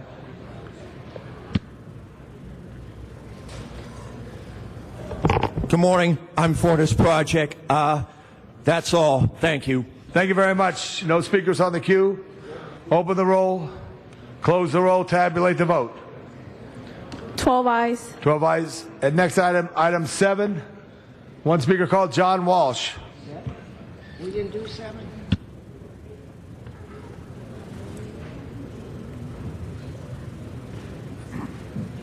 John Walsh, co-chair of the Save Labange's District Committee. Am I out of order by saying that? Identifying myself as that? If it does, have me arrested. I just want to say this issue is HollywoodHighlands.org, Drop Dead CRA Day, but we 100% are in favor of the Los Feliz Village merchant-based business improvement district if it actually improves business. See you, HollywoodHighlands.org, Walsh Confidential. See you tomorrow. It's Drop Dead CRA Day. Save Labange's district. No speakers on the queue. Let's open the roll, Close the roll. Tabulate the vote. 12 ayes. Madam Clerk, does that complete the ordinances? Forthwith on that? And that completes the ordinances? Yes, that completes the ordinances. Let's just take up item 2 because Mr. Walsh is here for one card for item number 2. Wave. Let's, item 2. No speakers on the queue. Excuse me, Mr. President. Item 2 was called special by Councilmember Perry. Miss Perry, thank you. Thank you very much, Mr. Chair. And we had our, I had my last Energy and Environment meeting today as chair, and it's been a joy and a pleasure. And it was a pleasure to be able to thank the staff. And it's particularly nice to be able to culminate my chairpersonship of Energy and Environment by bringing Dr. Pickle forward. And let's give him a hand next and ask Dr. Pickle to come forward while I say a few words about him. Give him a hand. You can come to the center table, Dr. Pickle. And Mr. Murray, why don't you come up with him and bring your colleagues so he doesn't have to come alone. It's a good thing. The City Council and the residents of Los Angeles were faced with power and water rate increases proposed by the Los Angeles Department of Water and Power. We needed to find a way to better understand the necessity of these rate increase proposals and better inform the public. And so, as a council, we put it on the ballot, and the charter amendment was approved by the voters on March 8, 2011. It established the Office of Public Accountability, or OPA, on behalf of the Department of Water and Power. And I supported this charter amendment because I believe that the ratepayers of Los Angeles deserve someone within the Department of Water and Power whose sole responsibility is to provide the public with independent, unbiased analysis of the Department of Water and Power's actions associated with water and electricity rates and operations. I did see Greg Smith in here earlier. There he is right there. Now, you know, in politics, people, you know, when people move on or term out or retire, sometimes people forget who started all this. But I'm sure he doesn't want it, but I do want to give Greg the recognition for being the father or granddaddy of this concept of creating an Office of Accountability and the ratepayer advocate. So I would ask us all to please recognize Greg Smith, former councilman, and just give him a hand.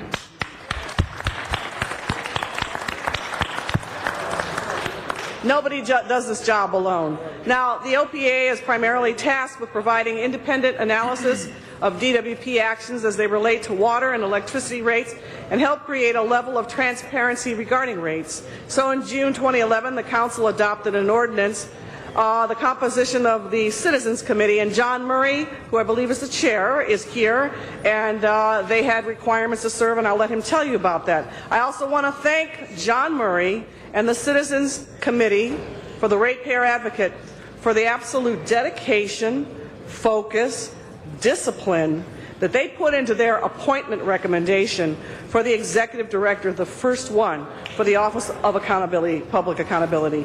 The council also asked the Personnel Department to provide administrative and technical support to the Citizens Committee associated with the selection of the executive director. And the council requested that the appointing authorities provide their appointments to the committee by August 15th. They did. Now, last week in Energy and Environment Committee, we considered a report from the OPA Citizens Committee and their recommendation for the executive director of the Office of Public Accountability. And I have to say, there have been some accounts in the media that this took too long and feet were dragging. I was very, very impressed with the timeline that the committee set for themselves, the diligence and depth to which they went to make sure that they offer and bring forth today the very best candidate that they believe will do the job. So I am very pleased that we're considering the appointment of the first executive director for the Office of Public Accountability today. I've been able to ask Dr. Pickle many questions when he came before Energy and Environment. I believe that he will do a good job for the ratepayers, and I'm happy to support his confirmation. And if you will, I'd like to ask Mr. Murray, chair of the committee, to just give us maybe a 1 to 2 minute summation about what the committee did and why they selected Dr. Pickle. And then if you will, let Dr. Pickle speak of his qualifications. Thank you. Thank you very much, Councilmember Perry and members of the council, Mr. President and members of the council. And I also want to acknowledge my colleague, Rusty Millar, on the Citizens Committee, who's also very active with the Silver Lake Neighborhood Council, who was a key part of that committee. We began meeting at the end of September. we knew that it was very important to get this process completed thoughtfully, diligently, but expeditiously. And during that period of time, I also want to acknowledge the cooperation of all the members of the committee, Elaine Gaspard, who was appointed by Councilmember Perry, Rusty Millar and Sandy Itkoff, who were appointed by Mr. Garcetti, and Dr. John Walker and myself by Mayor Villaraigosa. We were aided greatly by the CAO, the CLA, City Attorney, and the Personnel Department. Over 61 candidates submitted qualified resumes. We went through those resumes.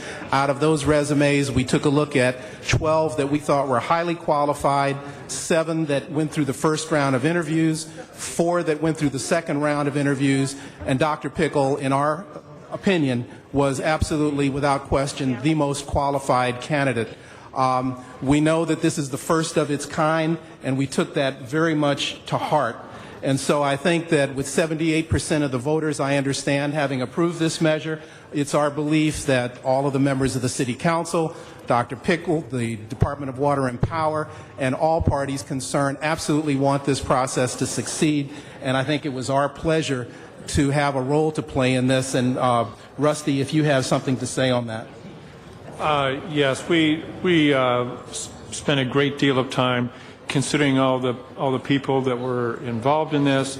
But I'd really like to thank certainly the members of the commission, but also the city staff that were involved with us in making this whole process work, and the input that we received from a wide variety of people across the city of Los Angeles, the city council, and others, to make sure that we pick the right person for this particular position, because it's extremely important. And thank you very much. You. Yep. Ms. Perry, you want to call on now, Dr. Pickle? Yeah, Doctor, is there another person in the queue? Yes, there's several, but let's hear from Dr. Pickle right now, members. Speak, please. Thank you. Thank you, Councilmember Perry. Mr. President, members of the council, Councilmember Perry asked me to summarize my qualifications. I grew up in Seattle. My education was started in Southern California, my college education with a name like Pickle. How could I pass going up to a college by the name of Harvey Mudd? Then from Harvey Mudd, I spent a decade in the Boston area, getting a PhD in engineering and economics with additional work, in addition to energy, also in water resources. Then worked in the energy industry for about 15 years, buying renewable energy power, selling renewable energy power, and working on the restructuring of the gas market. In 1993, I switched to being a consultant and worked on the restructuring of electricity markets, but also helping large electricity and natural gas users buy electricity and gas. This position has offered me the opportunity to get back in the decision-making side again, rather than being a consultant. And I'm looking forward to helping advise the city going forward on rate issues. Thank you very much, Mr. Pickle. Dr. Pickle. Thank you very much. Mr. Garcetti. Thank you very much, Mr. President, and thank you, Dr. Pickle, for offering to serve the people of Los Angeles, and thank you to the Citizens Committee that did an extraordinary job. Ms. Perry, rightfully so, thanked Mr. Smith. Mr. Huizar, who's also not here today, myself and Ms. Perry, I think all envisioned what a ratepayer advocate could look like. We really had you in mind, but we didn't know you yet. As we say in certain high holidays in the Jewish tradition, it would have been enough, is one of Dayenu. If you had just been a member of a neighborhood council, maybe Dayenu. If you had just been somebody with a MIT PhD, Dayenu. If you had had an energy consulting, business, Dayenu. And yet you had all of these. And it's exactly when I talked to the Citizens Commission, of which, my two appointees and the other great appointees that were on there said, there was you and then there was all the rest, some extremely qualified folks who could have done a very good job, but you were head and shoulders above that. You have a very tough task before you. Enjoy the time that we were able to spend together speaking, but the trust between the people of Los Angeles and their utility was sharply broken more than a year ago when the department put forward a 28% rate increase in the midst of a recession with information that was later found by multiple sources to be at the very least misleading. The council beat that increase back, and now with the backing of LA voters spoke very clearly that we want to make sure not only we have an occasional second opinion, but somebody on our side. Not that the department isn't on our side many times, but we want to establish that trust, not have an adversarial relationship, but just trust but verify. That is what your role is. And implementing an entirely new office takes very careful consideration and hard work. I think you've got good ideas of who you need and what you need around you as well. But I think that the transparency and accountability that we had in mind is embodied by you. And I don't want to set the expectations too high because this will be a brand new position. You will be learning your way forward. But focusing mostly right now on rate increase and proposed rate increases is really, I think, the way that we can reestablish that trust. When we held, Ms. Perry and I co-chaired meetings throughout this city and in the northwest San Fernando Valley, in Eagle Rock, in the southeast San Fernando Valley, in the west side, throughout the city, the most liberal people and the most conservative people in this town said the same thing. That we know that rates go up over time. We're not looking for the lowest rates no matter what. We're looking for rates that feel that they're honest and that are in line with the values that we hold, that we want a greener utility, good customer service, and within that framework, the lowest rates that we can get. And I think that's what we want to make sure, that the lights turn on when we flip the switch, the water keeps coming out of the tap, but that there isn't waste, there isn't fraud, there isn't abuse, and there isn't just, hey, trust us, you got to do this. And I think today we can be very proud, hopefully, with your ascension to this position, that whether it's in Northridge or San Pedro, South LA, North Hollywood, Eagle Rock, Mar Vista, we will now have some sense that there is somebody on our side who's first and foremost a ratepayer, somebody who understands our system of neighborhood councils, who understands what energy is about, and that our green future needs to come forward as rapidly as possible. But I certainly want to give you my fullest support. And colleagues, let's move forward today with the business to confirm the director of this Office of Public Accountability. The sooner that we have a ratepayer advocate in place, the better. We've got much of people's business to do, a department's reputation to restore, and making sure that we have the very best water and power provision of anywhere in this country. Congratulations, Mr. Pickle. Thank you very much, Mr. Garcetti. Mr. Englander. Yes, thank you. And thank you to Jan Perry and Eric Garcetti for recognizing, first I want to start off and recognizing my predecessor, my great friend Greg Smith, who it was mentioned but glazed over. And I do want to mention that when he first took office in 2003, the DWP came up with, they wanted to raise the rates 18%. And he authored a motion that started this conversation with neighborhood councils, with the community, with pushing forward on an MOU to work with DWP and the community that said we needed an independent outside analysis before any proposed rate adjustments for water or power were made. And they came back and said, well, we can justify the 18%. We've got our actuarial studies, we've got our performance, we've got all the information, our independent analysis that we've done, and we show we need 18%. And Mr. Smith at the time, who's here in chambers, which I think this is great, because it's come full circle, it's the beginning of a new beginning, said, you know, I don't believe you.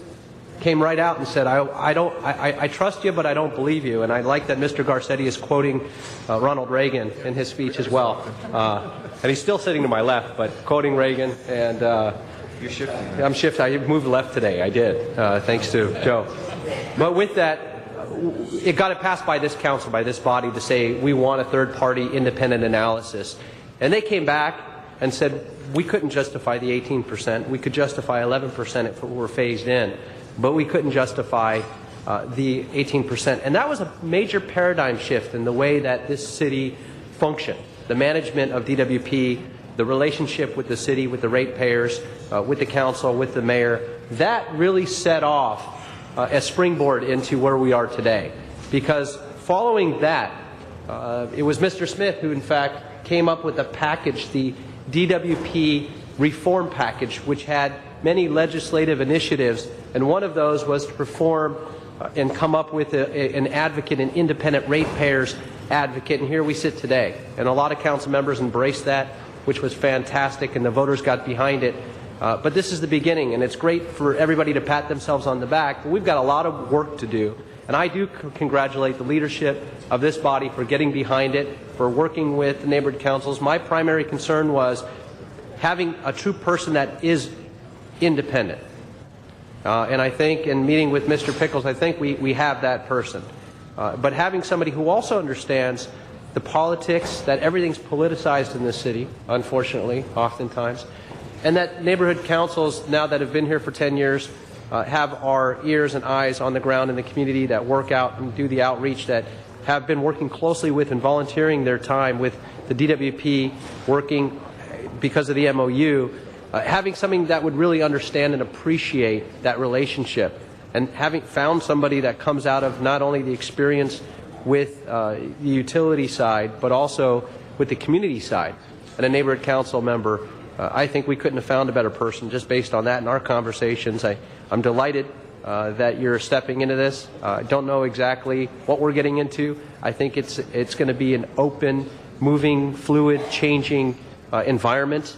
But I look forward to working with you and listening to you and your independent analysis, and appreciate that you stepped up to the plate to fulfill this role. So if we could, I think it's deserving to give Mr. Smith, who's here, and we'll, I'm sure I'll hear about it later, but a round of applause for stepping up and taking the leadership and spending so many years focused on this issue. A second round of applause. If we can give Perry, Mr. Smith a round of applause for good job. All of that. Greg. Thank you. That's for you, Greg. Save it. Next, I'd like to call on Mr. Reyes.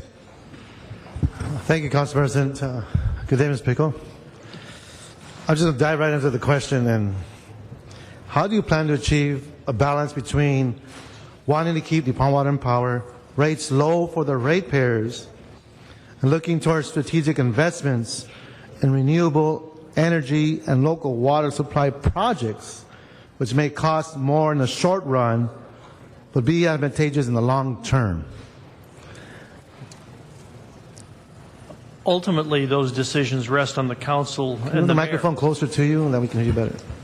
Ultimately, those decisions rest on the council and the mayor. But I plan to present some of the key trade-offs in terms of what's required to achieve that balance, and present it in some multiple choices with my recommendations.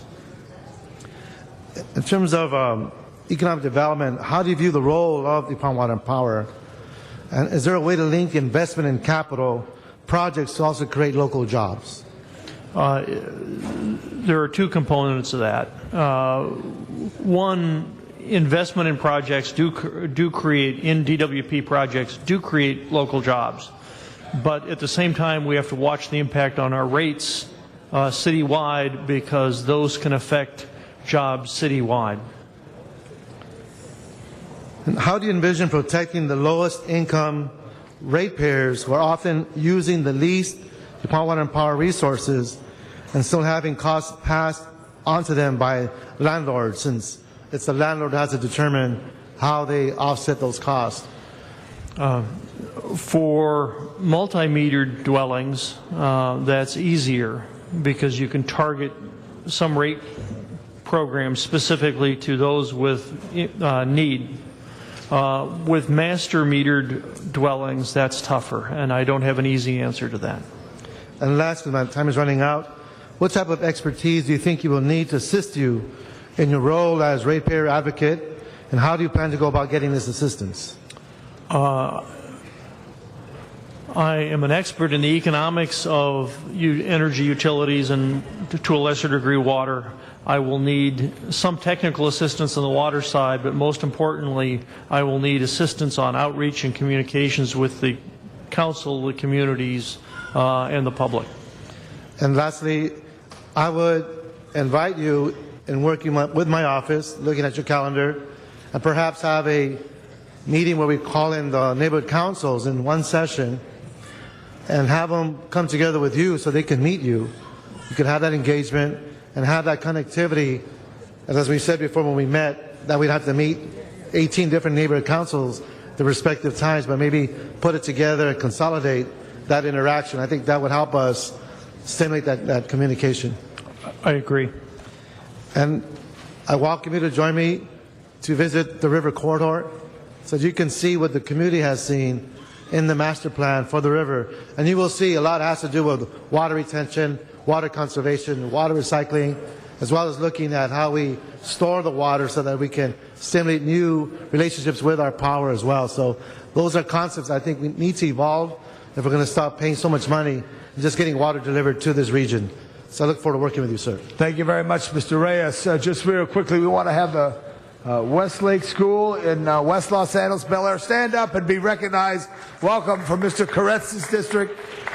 Thank those young people for coming. Welcome to City Hall. Now I'd like to call on Mr. Rosendahl, Mr. Bill Rosendahl, for the next speaker. Good morning. Good morning. Welcome to the city family. The people, you know, voted this. We didn't do it. The people did.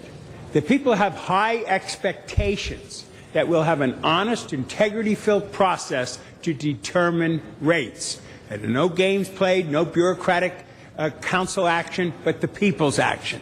So you are directly the result of an initiative where the people voted overwhelmingly to bring somebody in to take a whole look at the books. The salary we just approved was $236,000, for the record. Big question, low-income seniors and others who might be in stress, and we raise rates. They have no way to deal with some of those issues. I'd like your response to how you will deal with that. We've been working on rate issues to address low-income energy users and water users for 4 decades. We've found that broad brush rates are not good at that because you end up subsidizing a lot of people who don't deserve it. So it's a continuation of programs targeted specifically to income that have to deal with that. Excellent. So you'll be bringing that forward, you'll be discussing that, and you'll be clear about their needs and the reality. We have a lot of seniors now. Things are, getting real tough for seniors and low income. Yes, but this office also has to operate in a creative tension with DWP, right, and we have to develop that together. Okay, before I spoke, I spoke with Chuck Ray, one of my citizens in Mar Vista, who with Jack Humphreyville and a whole bunch of other community people really provided leadership into the whole discussion about rates. Neighborhood councils played a major role in my district, I can tell you, on their interest in this ballot measure being put on. Do you see an MOU coming along with you saying you're going to meet with neighborhood councils regularly, you're going to meet with community people who put their faith now in you and give them a sense of trust and comfort? Absolutely. I need an advisory group or multiple advisory groups from the neighborhood councils advising me on these issues. Okay, what was Weston's point? Okay, how about the water quality adjustment package? How is that going? Explain that.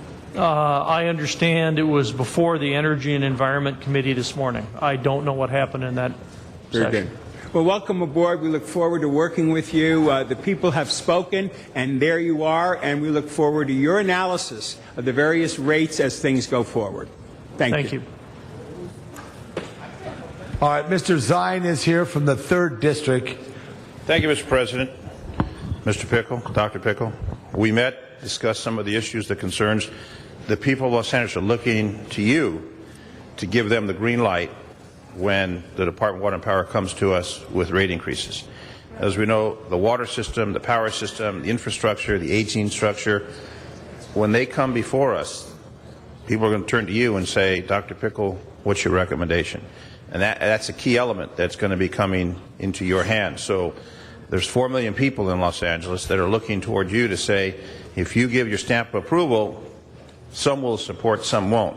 But this body will be relying on you and your independence to give those recommendations. And I know that Edison is talking about increasing their rates, the Department of Water and Power with the water quality, with the system that has to be maintained for the power grid. Those are the key issues that cost millions upon millions of dollars. And the people, the ratepayers, are going to be paying the tab. But when it comes to us, this body, I'm sure, is going to say, what does Dr. Pickle recommend? What have you done? What have you recommended for that particular issue that comes before us? I'll be on the Environmental Committee as a new member of that committee, so I'm sure we'll be dealing with this on a continuing basis. So I wish you well in this endeavor. I know they did an extensive search. Your background obviously qualifies you, but it's brand new. This is something the voters supported, say, we want to have someone who can speak on our behalf and review and make sure the facts are there. So I wish you well in the endeavor. It's going to be challenging. It's going to be exciting. Sometimes you throw your hands up, but the bottom line is it's all for the people of Los Angeles. So I appreciate the opportunity to meet with you, appreciate the opportunity to give my vote of support in this brand new position for the people of Los Angeles. Congratulations. Thank you. Thank you very much. And I just rise. There's no other speakers on the queue. Renee Weitzer, who's the first person you met at City Hall. Strong stamp of approval. Dr. Pickle. No other speakers. Madam Clerk, open the roll. Close the roll. Tabulate the vote. 11 ayes. All right, forthwith. Congratulations, Dr. Pickle. Let's get a picture for the Largemont Chronicle. Next item. Item 16, called special by Councilman Rosendahl. Forthwith, absolutely. Item 16, called special by Councilman Rosendahl. Mr. Rosendahl, 16, please. And Sergeant, if you could organize that right there to the side. Thank you.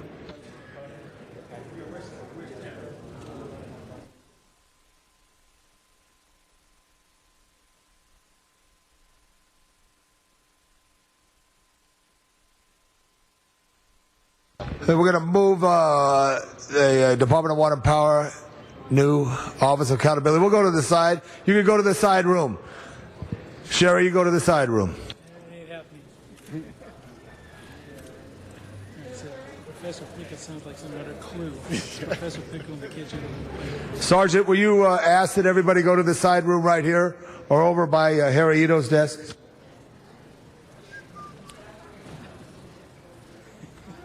Mr. Rosendahl, call number 16 special. Call on former council member Smith and the detective, please. Detective Marshall. Pardon, sir. Detective Marshall? Marsha. Thank you, Detective Marsha, for standing here. This is an incredible moment, folks. We need to take a deep breath and go back in history a little bit here. Colleagues, before us today is a motion to reinstate a $50,000 reward offer for an unresolved 1980 murder of Carrie Lenander, a Palisades High School student and a Brentwood resident. Carrie was murdered in July of 1980, the summer before her junior year at Pali High. Her strangled body was found at 4:30 a.m. on the July 26, 1980, in a street gutter in South Los Angeles. The night before, Carrie and her best friend Tony Garfield, also a Pali High student, had hitchhiked a ride at the corner of Wilshire and Barrington. A male Caucasian known only as Ken from Canada picked the two girls up. Tony, who did not feel well, was driven back home by Ken while Carrie remained in the car. This was the last time Carrie was seen alive. The events that followed leading up to Lenderner's murder remain unknown. But you know, it's a new day, and we have DNA, and we have other ways in which things could be brought forward. And with me is a Detective Chin Marsha to give us some of the additional information about this unresolved crime. Please. Thank you, sir. Thank you, Counsel. I appreciate the opportunity to come here today. This case is very dear and close to my heart. In 1980, I was a student at University High School, which was a rival of Pali High. When I started investigating this case back in 2001 and doing the background investigative work on Carrie Lenander, I found that Carrie and I went to many of the same places back in the 1980s. She went to the beach, I went to the beach. She went to Westwood Village, I went to Westwood Village. So I took this case on, and I've developed a very close relationship with Carrie's parents. Carrie's father, unfortunately, has been diagnosed with cancer, and he's in his latter years of his life. On numerous occasions, he's told me, I just want to know why. Well, this investigation, as I said, has gone on for over 11 years. During that time, DNA has gone into directions that we never thought were possible. I do at this time have some substantial leads on who is responsible for this case. And if I may digress, back in 2009, the offender that we've identified forensically, who remains unnamed, was forensically linked to an unsolved Inglewood murder that occurred in 1995. So we actually have 2 unsolved crimes that were forensically linked through DNA. With that, we have substantial leads, but we need the public's assistance to provide Mr. Lenander the answers he's so looking for. Along with that, there is a good possibility that this offender, because we know he's not in the data bank, may be out there committing additional crimes. So with that, I'll turn it back to the councilman. I just beg that you provide these monetary rewards so I could further the investigation. All right, Mr. Rosendahl. Yes, thank you, Mr. President. That was 32 years ago, and for a detective to be committed to this and to keep going forward speaks volumes of the LAPD and its leadership on this issue. Colleagues, I'd like us to reinstate the $50,000 reward for this unresolved murder, and this will help us bring the murderer to justice. I'm putting the motion forward. I'd like a second on this motion. Thank you, Mr. Garcetti, for your second on this motion. Thank you. So we second that motion. Madam Clerk, there's no speakers on the queue. So let's open the roll, close the roll, tabulate the vote. 11 ayes. Forthwith, immediately. Thank you very much, colleagues. Thank you very much. Appreciate Next item, please. Item 11, call special for cards.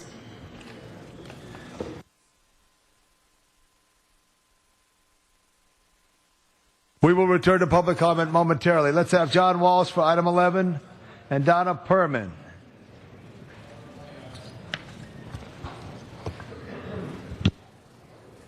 John Walsh, blogging at HollywoodHighlands.org or at Drop Dead CRA Day or at Walsh Confidential. This concerns the certifying of the results of the special runoff election. Again, the city clerk has done an excellent job, and they did an excellent job on LAUSD elections, which was very close. And they always do an excellent job. That's why we are supporting them. Remember, when you get up, I don't get up and say, you're all a bunch of crooks. That's for other white guys. I come up here and praise you when you deserve it. But tomorrow, I will praise you again for getting rid of the CRA at statewide Drop Dead CRA Day, 12 more hours of CRA life. Thank you. Thank you. Devan Eyes. Donna Perman. Yes, thank you. Yeah, that's correct. Perman. Anyway, I believe that unfortunately the runoff elections are ineffective. Like Germany, that has a one-sided, like to have a one-sided election. The Democrats will be assumed a majority. The redistricting, seeming like we're getting rid of the Republicans and it's going to be run by Democrats. Anyway, I vote no on redistricting commission. Anyway, I hope that the Council 15 will be city employee friendly, and that the city employees he won't ask the city employees for concessions while the rest of the city council misspends. But I hope this election didn't cost us a lot of money, and I hope that we still stay two-party and don't just go for totally Democrat. Okay, thank you. Thank you, Donna. No speakers on the queue. And correct me because my computer board is out. Any speakers? No speakers on the queue. Open the roll. Madam Clerk, could you just announce for Member Garcetti the item that is before us? Item number 11 on the certification of the election for CD 15. That's very good. That's very good. Mr. Garcetti, thank you very much. This is a very important item. I don't know if you're going to get a real good vote out of this, Joe, but we're going to try for you. And for the pride of San Pedro. Let's open the roll, close the roll, Tabulate the vote. 11 eyes. 11 ayes, Joe. All right, good job. Forthwith.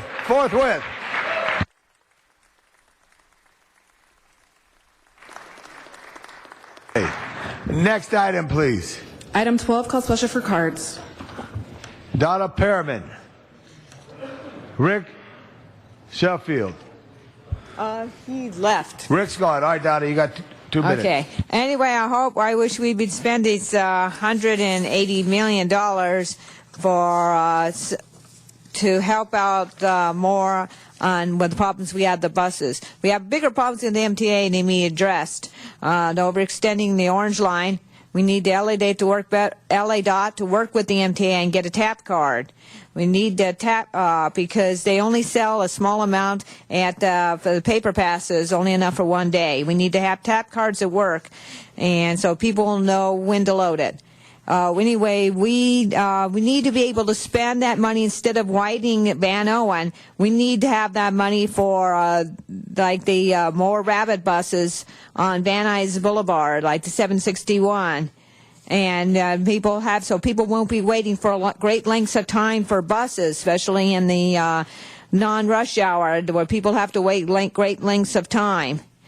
And these are the more important, it seems to me, than these are extending the Orange Line, where we're spending $180 million, and I don't know what's going to happen to Van Owen, and it's going to really hurt Van Owen to have it widen. That means you're going to have a lot of fixing on that street, which the cars won't be able to go up and down on that part of, or one lane or 2 lanes will be gone on Van Owen. Anyway, we need to fix our LADOT buses because the new buses over there, they can't put the seats down for the wheelchairs. It took 15 minutes to put a wheelchair on the 573. And it seems to me that takes precedence over extending the Orange Line. Yes, I do like the Orange Line. I thought it went very well, going quickly down to the other side to Reseda and further.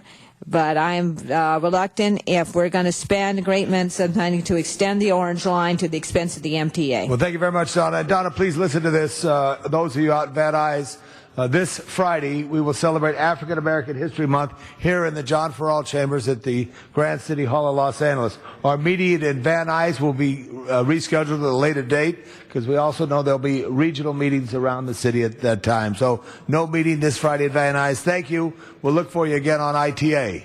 All right, on this matter, is there any speakers on the card? Item 12.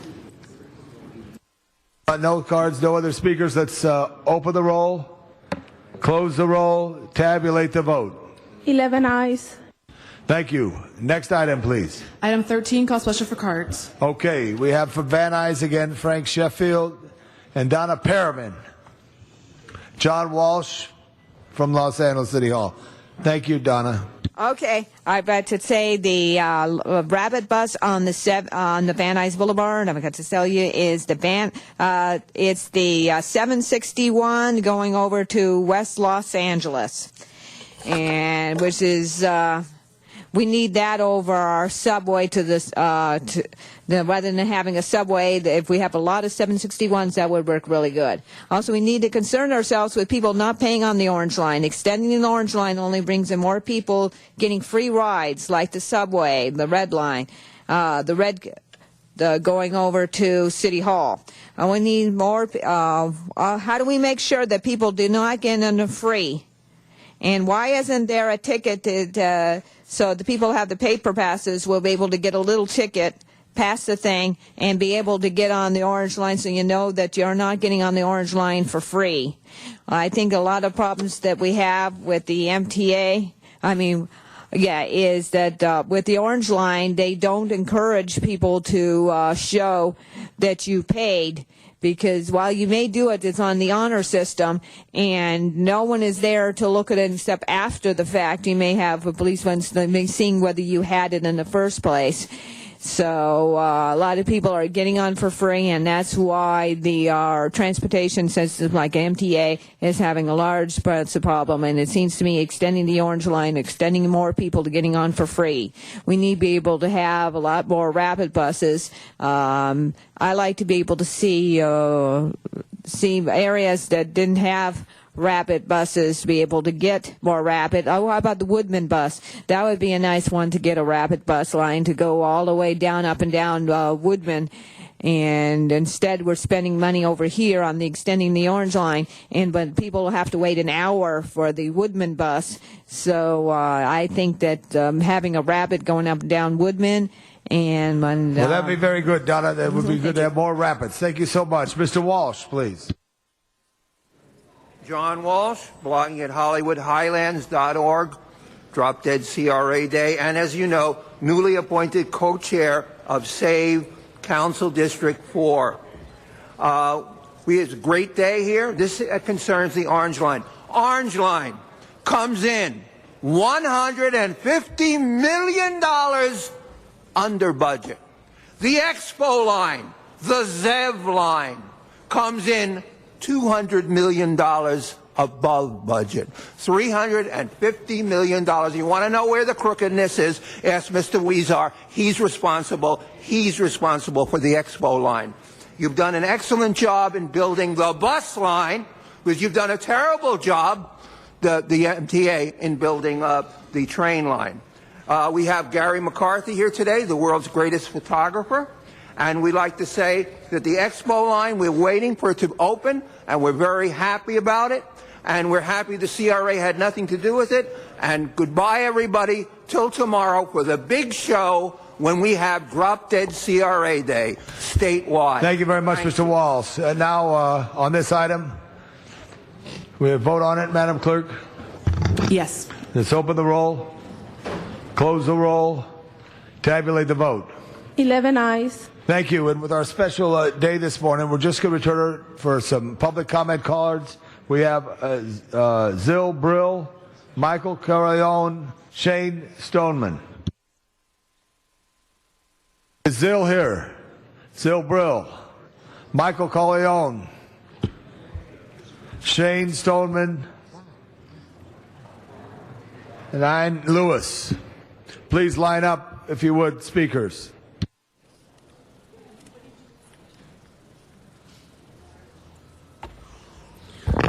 Yes, thank you. My name is Michael Carrion. And I just don't know how this fiasco's run. I thought you pick something, you stick to the public comment instead of run back and forth. I guess you got to be from another country to get some respect around this horseshoe, because people of this city don't get it. Mr. Rosenthal speaks of honesty and integrity. Honesty and integrity, wow. We spoke of the police officer who came up about the DNA was found. But it was also found to convict an LAPD officer of an old crime too. So I'm here to ask you, have a little honesty. Have a little integrity on how you vote around this horseshoe. Don't just vote because you're an ex-police officer that all police officers are right. Don't just vote because you think that's the way it's going to be. That's the pro-crow around here. Just go along with everybody else. Have a little dignity and a little pride in what you do around this horseshoe. Vote by what you feel is right, not by what you want passed later on. I've come to you several times and I've asked you about the illegal parking. It states here that the police vehicles will not receive exemption from parking in tollway zones, red curves. It's your fact sheet, but yet you find a way to manipulate the system and not do anything. You have police officers sitting right here in this chamber who are illegally parked outside. Once again, with impunity. You have a fire truck parked in a bus zone outside, waiting to get some kind of award here. I don't know, but when people in wheelchairs and disabled people have to walk on curbs and jump curbs because lazy police officers don't want to park in the parking lot, that's a shame. Thank you very much. The next speaker, please.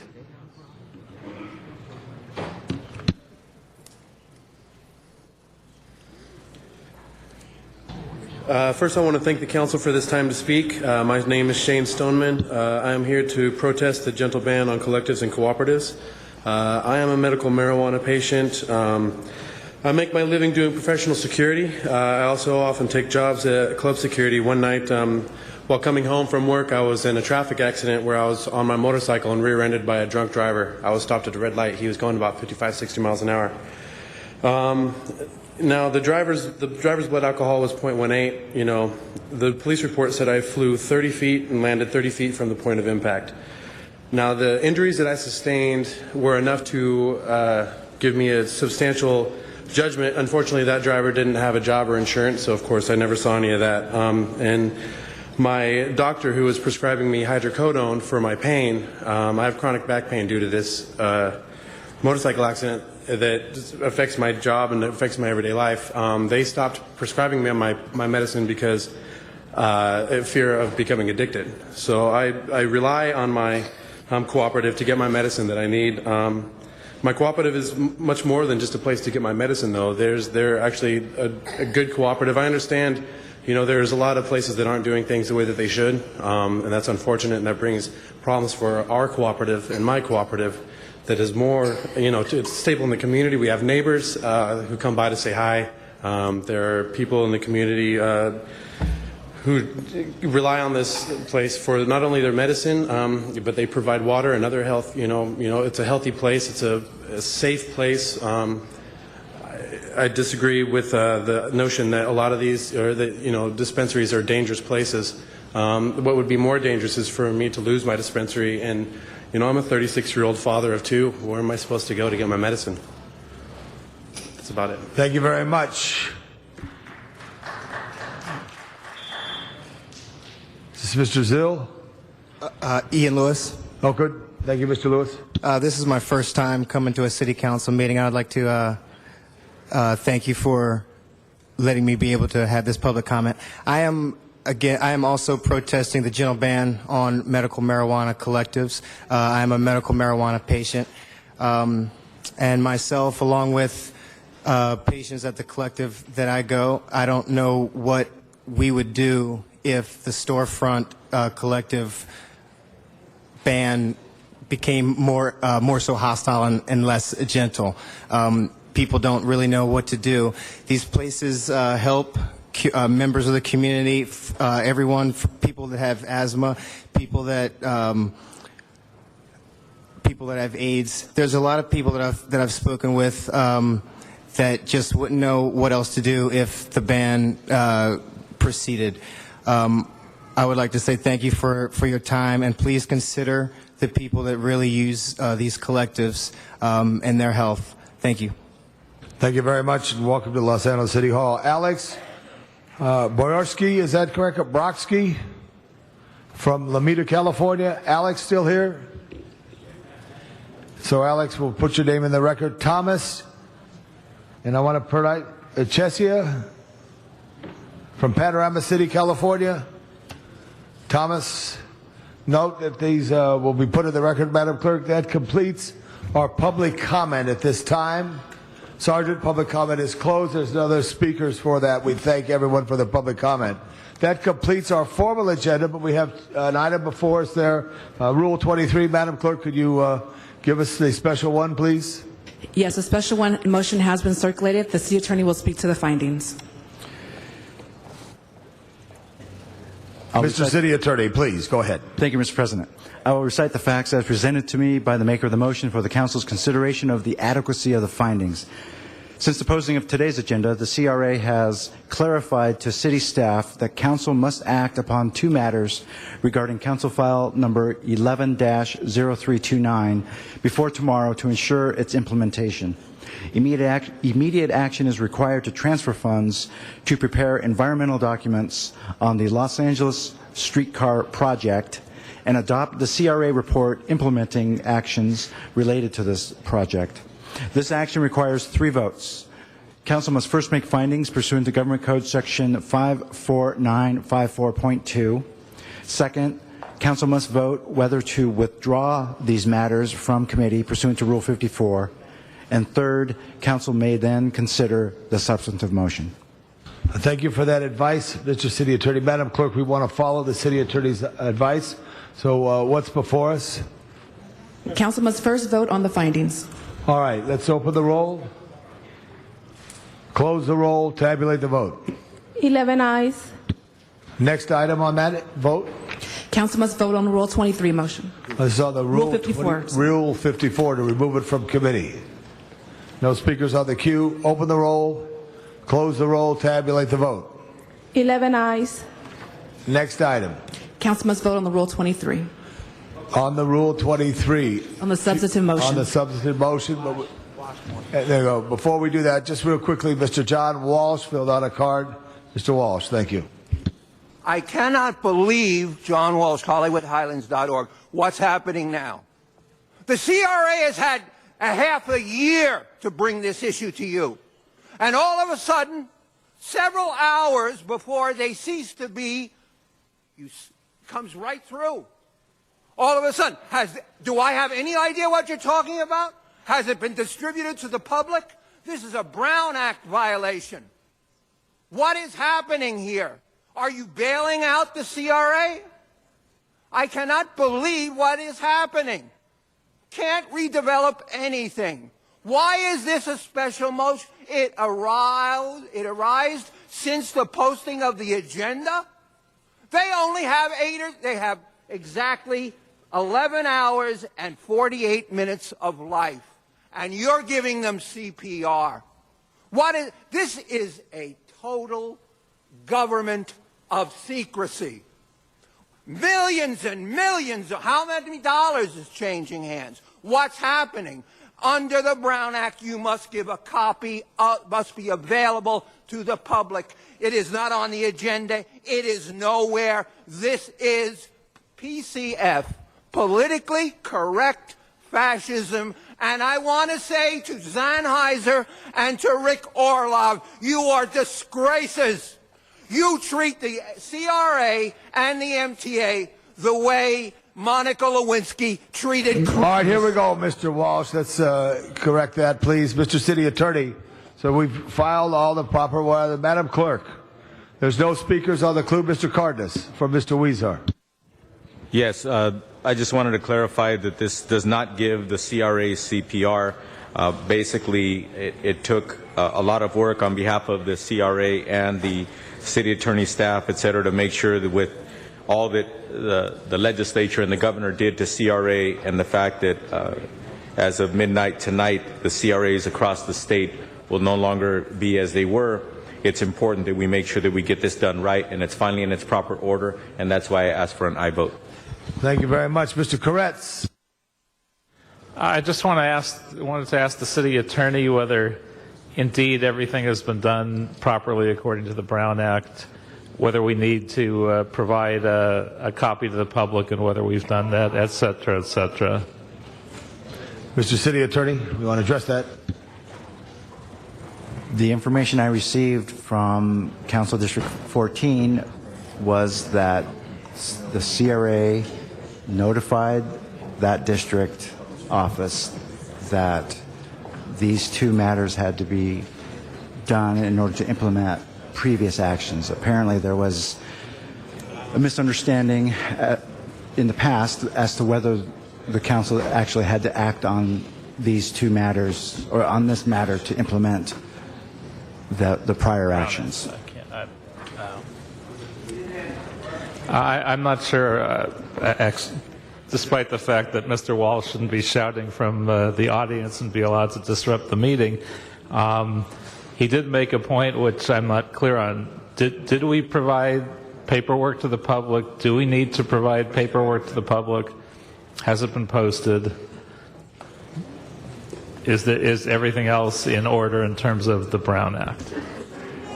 This motion, it's before council as an urgency motion that was submitted to the office of Council District 14. The paperwork was in committee, actually, and so part of this motion was to pull that out of committee.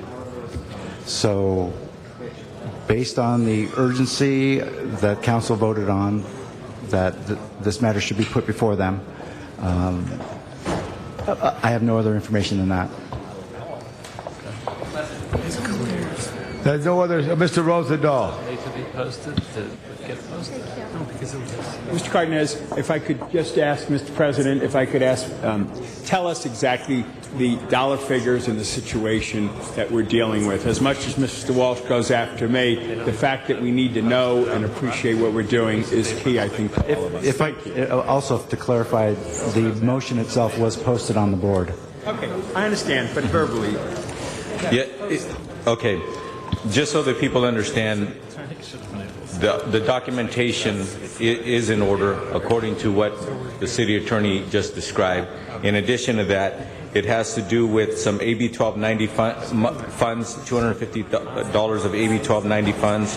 In addition to that, it is $350,000 of CRA funds. So the bottom line is this: as the city attorney just mentioned, those amounts of money have been before the public in my committee. I chair the committee. We weren't able to have the committee hearing on this matter in time by midnight tonight. We are on the council today, so this was the only opportunity for us to do so in order to put things in order before the CRA changes, before the CRA is changed forever as we know it. So that's why we're hearing it today, and according to the city attorney, everything's in order. Thank you. Mr. Englander.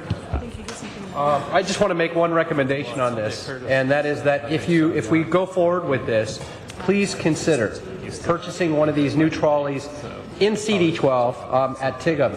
And I'm only pushing this for a reason. I'm pushing, this is actually critically important, that we give... It's got to be a bid process. It'll be a bid process, but to look at it, we have the 8% preferential bid. We're still waiting for that to come back. It's the clean trolleys that at least we look at local companies in the city of LA to help business grow. And this motion is basically initial work. It's not even near the efforts of buying track or train. So there's no other speakers on the queue. Madam Clerk, let's open the roll, close the roll, tabulate the vote. 11 ayes. 11 ayes. All right, forthwith on that matter. Next item. Council has motions for posting and referral. So ordered. That clears the desk. Clears the desk. Mr. Wesson. After the meeting, we're going to swear. Members, after the meeting in the back of the council chambers, we're going to swear, or not we, but June is going to swear in our new colleague. I also want to announce that tomorrow at 10 o'clock, we will be honoring a young man who's an MTV celebrity. His name is Rob Dyrdek, and he builds skateboard parks, and he's done a lot for us in the city of LA. I tell you that because it will be televised, so I want you to put on your good tie, and Mr. Zine, you may want to get a haircut. Okay? So I wanted to give you a notice in advance. Okay, announcements. Mr. Zine. Friday, you want to... We already announced, Mr. Labange announced. I didn't hear it. What is it? We're going to celebrate a tradition that started on the late great Mayor Tom Bradley, African American History Month, right here. So we're not going to have a meeting in the Valley? The meeting will be rescheduled for the San Fernando Valley. All right. That's what I want to make sure. Thank you very much. Thank you. Any other questions or announcements? I'll get one. Any other adjourning motions? If you all rise, please, for adjourning motions.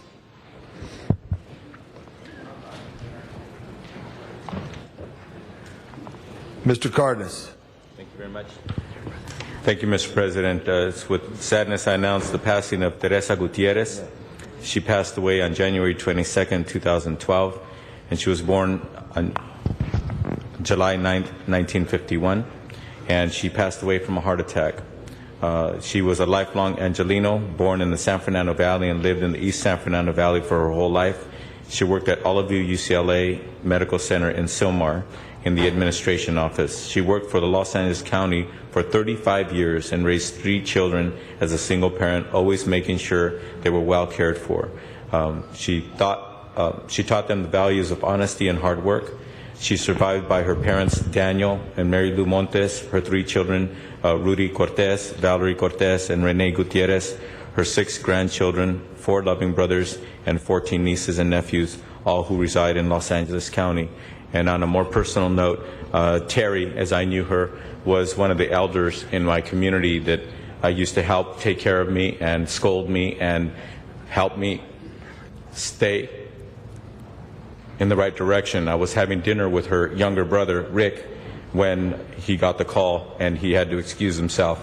It was very sudden. It was very unexpected. She was in good health, and we're going to miss her dearly. And I just wanted to say that we all need to be reminded to take the time to say hello and pay our respects to the people that we do respect, and not take it for granted that they're going to be here forever. Thank you. Thank you very much, Mr. Cardis. Mr. Englander? Thank you. I'd like to adjourn in the memory of Marshall Howard Berman, the husband of longtime Chatsworth activist B. Berman.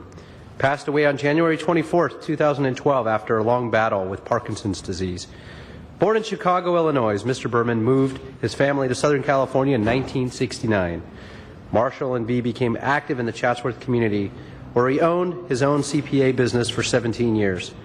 Mr. Berman served the Chatsworth area as treasurer of the Chatsworth Chamber of Commerce, Friends of the Chatsworth Library, the Rock Point Homeowners Association, and he also performed pro bono work for several nonprofit organizations.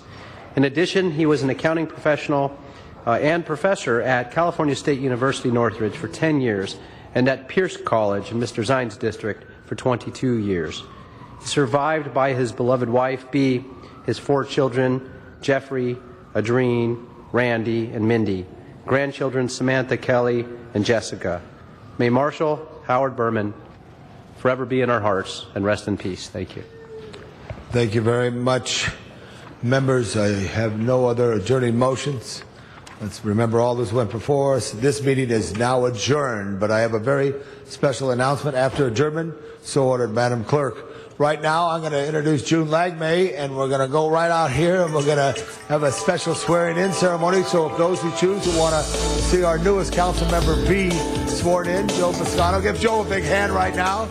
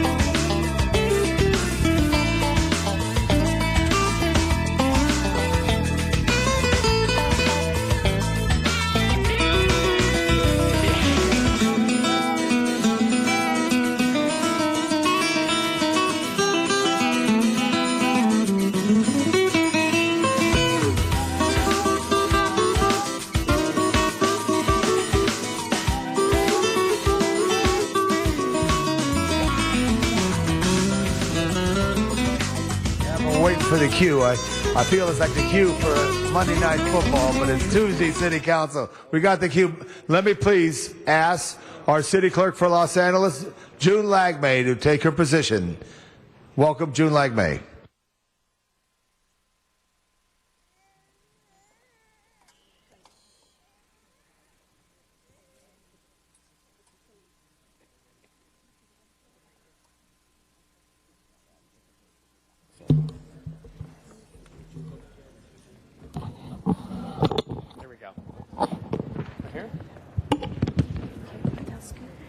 Good morning, ladies and gentlemen. Mr. Buscaino, it is my pleasure, and on behalf of the entire City Clerk's office, we offer you our sincere congratulations on your achievement. And on behalf of the entire city family, please know you have all our assistance and support as you engage in the work ahead. What I will do is hand you the mic so that you can hear my words, but everyone will be able to hear yours, all right? Raise my right hand. This is going to be Eric, why don't you hold it for me? There you go. Thank you. Mateo can hold it. Mateo can hold it. Oh, Mateo, want to hold it? Here. How about Mateo? Mateo can hold it. All right, It's son. the perfect height. There you go. Put her up close to me. There you go, Bob. There you go, son. Charge. Don't Good job, bud. move it. Yes. Here we go. I, Joe Buscaino, Do solemnly swear do solemnly swear that I will support the Constitution of the United States that I will support the Constitution of the United States and the Constitution of the State of California and the Constitution of the State of California and the Charter of the City of Los Angeles, and the Charter of the City of Los Angeles, and that I will faithfully discharge the duties and I will faithfully discharge the duties of council member of the 15th Council District of council member of the 15th Councilmatic District according to the best of my ability. according to the best of my ability. You are duly sworn in, Councilman Joe Buscaino. Thank you. Joe Buscaino, Council Member, 15th District. Congratulations.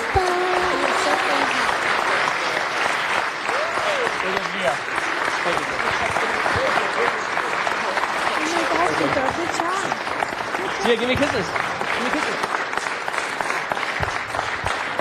Turn around for a picture. Yeah, turn around.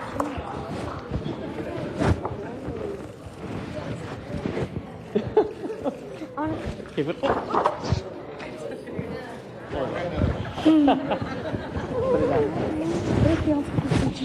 No. What a beautiful family, Joe, and we'd like to ask you to introduce your family if Sure, you my pleasure. get that shot. Okay, I need the mic. Hold on. I need the...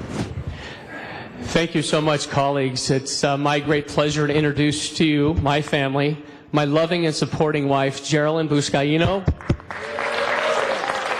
who is a teacher for the Los Angeles Unified School District. She teaches 6th grade. My loving and beautiful children, my son Mateo and my daughter Gia. I have my parents, my in-laws, my 91-year-old grandmother, Rosaria, here. My sisters-in-laws, my brother-in-laws, my nieces and nephews, and we are so excited about today. And I am so looking forward to working with each and every one of you to improving the quality of life of our great city of Los Angeles. We're going to do great things together, colleagues. And as an Italian-American in the John Ferraro City Council chambers, Mr. Ferraro, Councilmember Ferraro, is smiling down. And I want to thank you for this opportunity. To my colleagues, you have done so much for us and my staff during the transition. Thank you for your open arms. Thank you so much for your guidance. Council President Wesson, thank you so much. You have been a champion for us and my staff during the transition, and I so look forward to working with each and every one of you. Thank you so much. It's a great day in the city, and I also want to thank my constituents from Watts to Wilmington, Harbor City, Harbor Gateway, and San Pedro. We owe it to each and every one of the voters who came out, and thank you. I so look forward to serving my constituents of the great 15th Councilmatic District. Thank you so much. Thank you very much. Congratulations, Councilman Buscaino, and also special congratulations from Congresswoman Janice Hahn. Very good, Janice.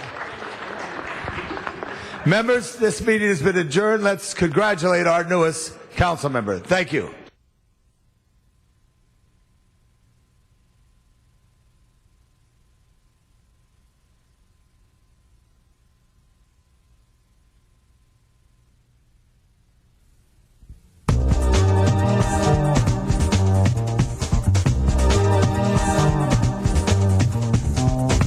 You're watching LA City View, Channel 35.